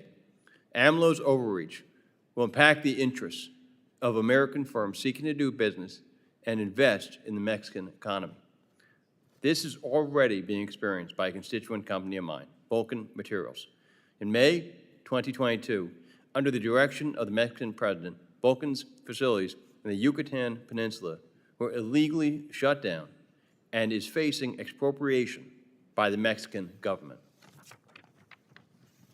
These unilateral decisions directly undermine the U.S.-Mexico relationship and the spirit of the USMCA. I hope that the government of incoming President-elect Claudia Sheinbaum reconsiders these actions in favor of a positive and beneficial relationship that she reportedly wishes to have with the United States. I yield back my time. The gentleman yields. Is there any future further discussion? Seeing none, there being no further discussion on the resolution, the committee will move to consideration of amendments. Does any member wish to offer an amendment? There being no amendments, I move that the committee report H.Res. 1435 as amended to the House with a favorable recommendation. All those in favor signify by saying aye. Aye. All those opposed signify by saying no. In the opinion of the chair, the ayes have it, and the motion is agreed to.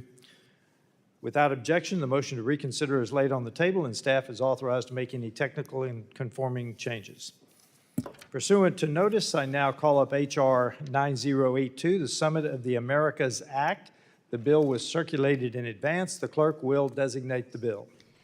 H.R. 9082, to direct the Secretary of State to host regular summits of the Americas and for other purposes.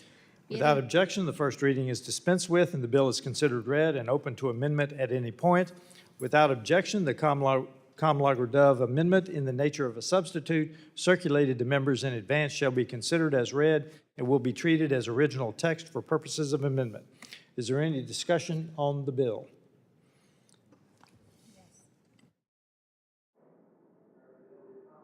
Representative Kamlager-Dove is recognized for 5 minutes. Thank you, Mr. Chair, and Ranking Member for bringing the Summit of the Americas Act to markup. And I want to thank Congresswoman Salazar and Castro, well, Congressman Castro, for partnering with me to introduce this important legislation. There are 48 countries in the Western Hemisphere, and each one of them is critical to promoting shared prosperity in our region. Yet our own neighborhood is often the one we neglect the most. Luckily, the Summit of the Americas, which convenes every 3 years in cities across the region, provides an opportunity to give these relationships their due. The last summit meeting in Los Angeles in 2022 brought together heads of state, members of Congress, business leaders, civil society organizations, and young people.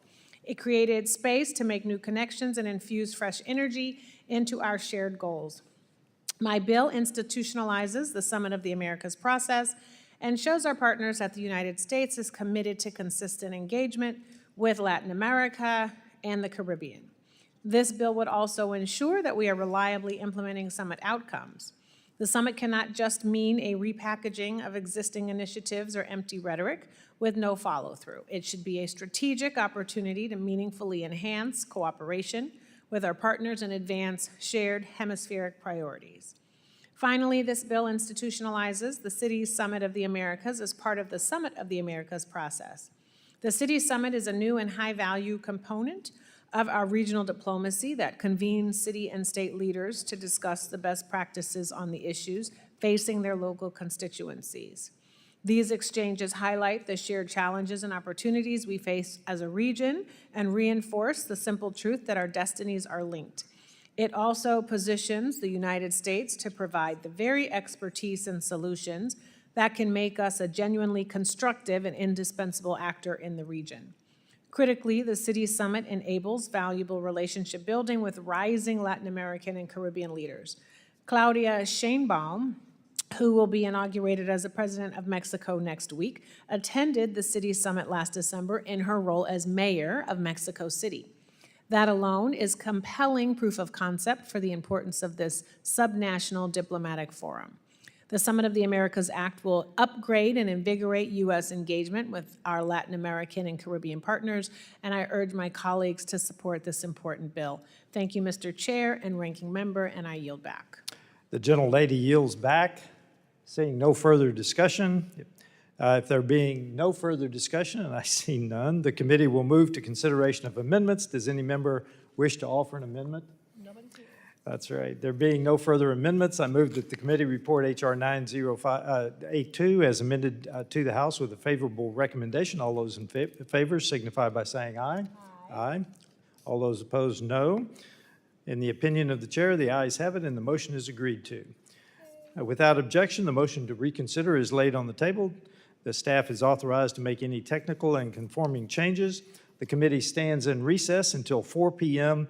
when we will reconvene and take notes. Notes, votes. Votes. Votes. What did they say? Notes. Votes. Notes.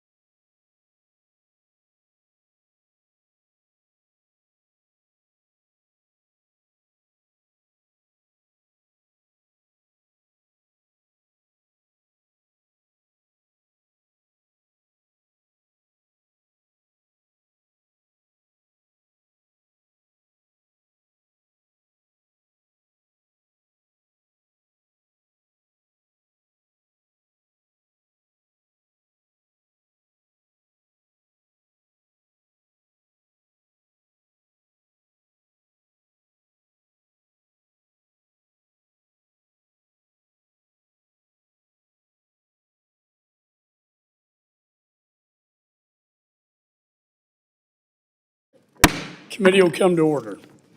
Committee postponed further proceedings on the roll call vote on amendment number 1 offered by Representative Meeks to the report recommending that the House of Representatives find Antony Blinken, Secretary of U.S. Department of State, in contempt of Congress for refusal to comply with the subpoena duly issued by the Committee on Foreign Affairs, on which the noes have prevailed by voice vote.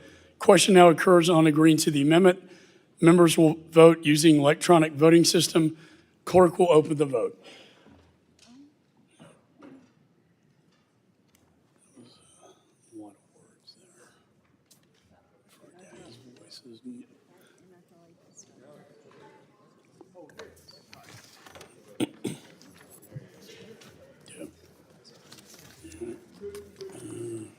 Okay.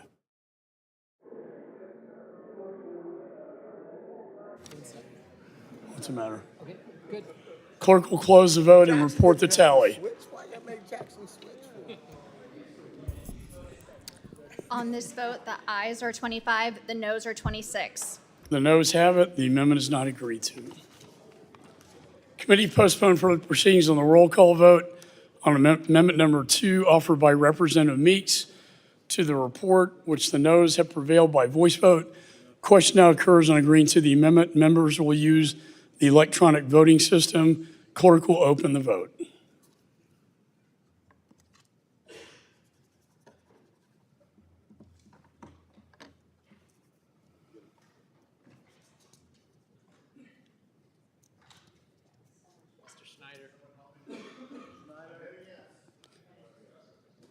Have all members voted?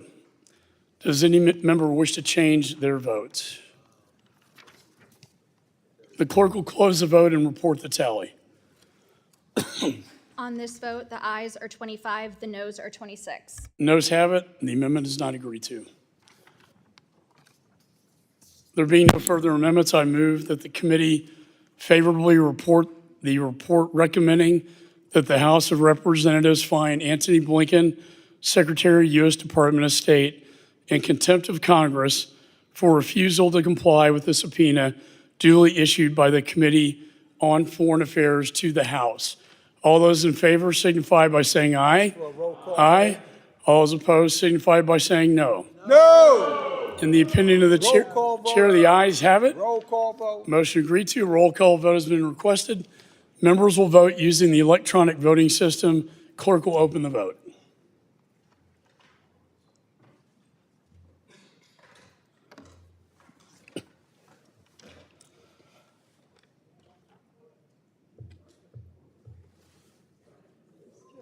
Lawler. He's looking for endorsement. Have all members voted? Does any member wish to change their vote? Clerk will close the vote and report the tally. On this vote, the ayes are 26, the noes are 25. The ayes have it. The motion is agreed to.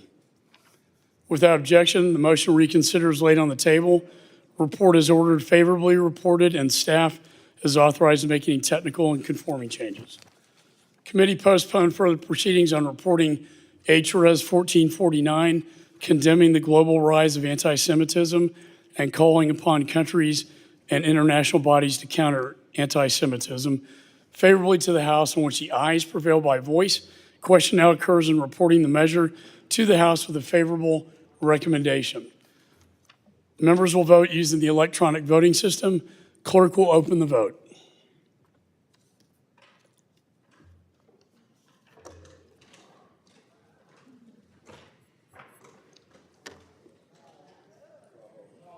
Keith Self. Mr. Self. Have all members voted? Does any member wish to change their vote? Clerk will close the vote and report the tally. On this vote, the ayes are 50, the noes are 0. The ayes have it. Without objection, motion reconsiders laid on the table. Staff is authorized to make any changes. This concludes consideration of the measures noticed by the committee today. I want to thank all the members. The committee stands adjourned.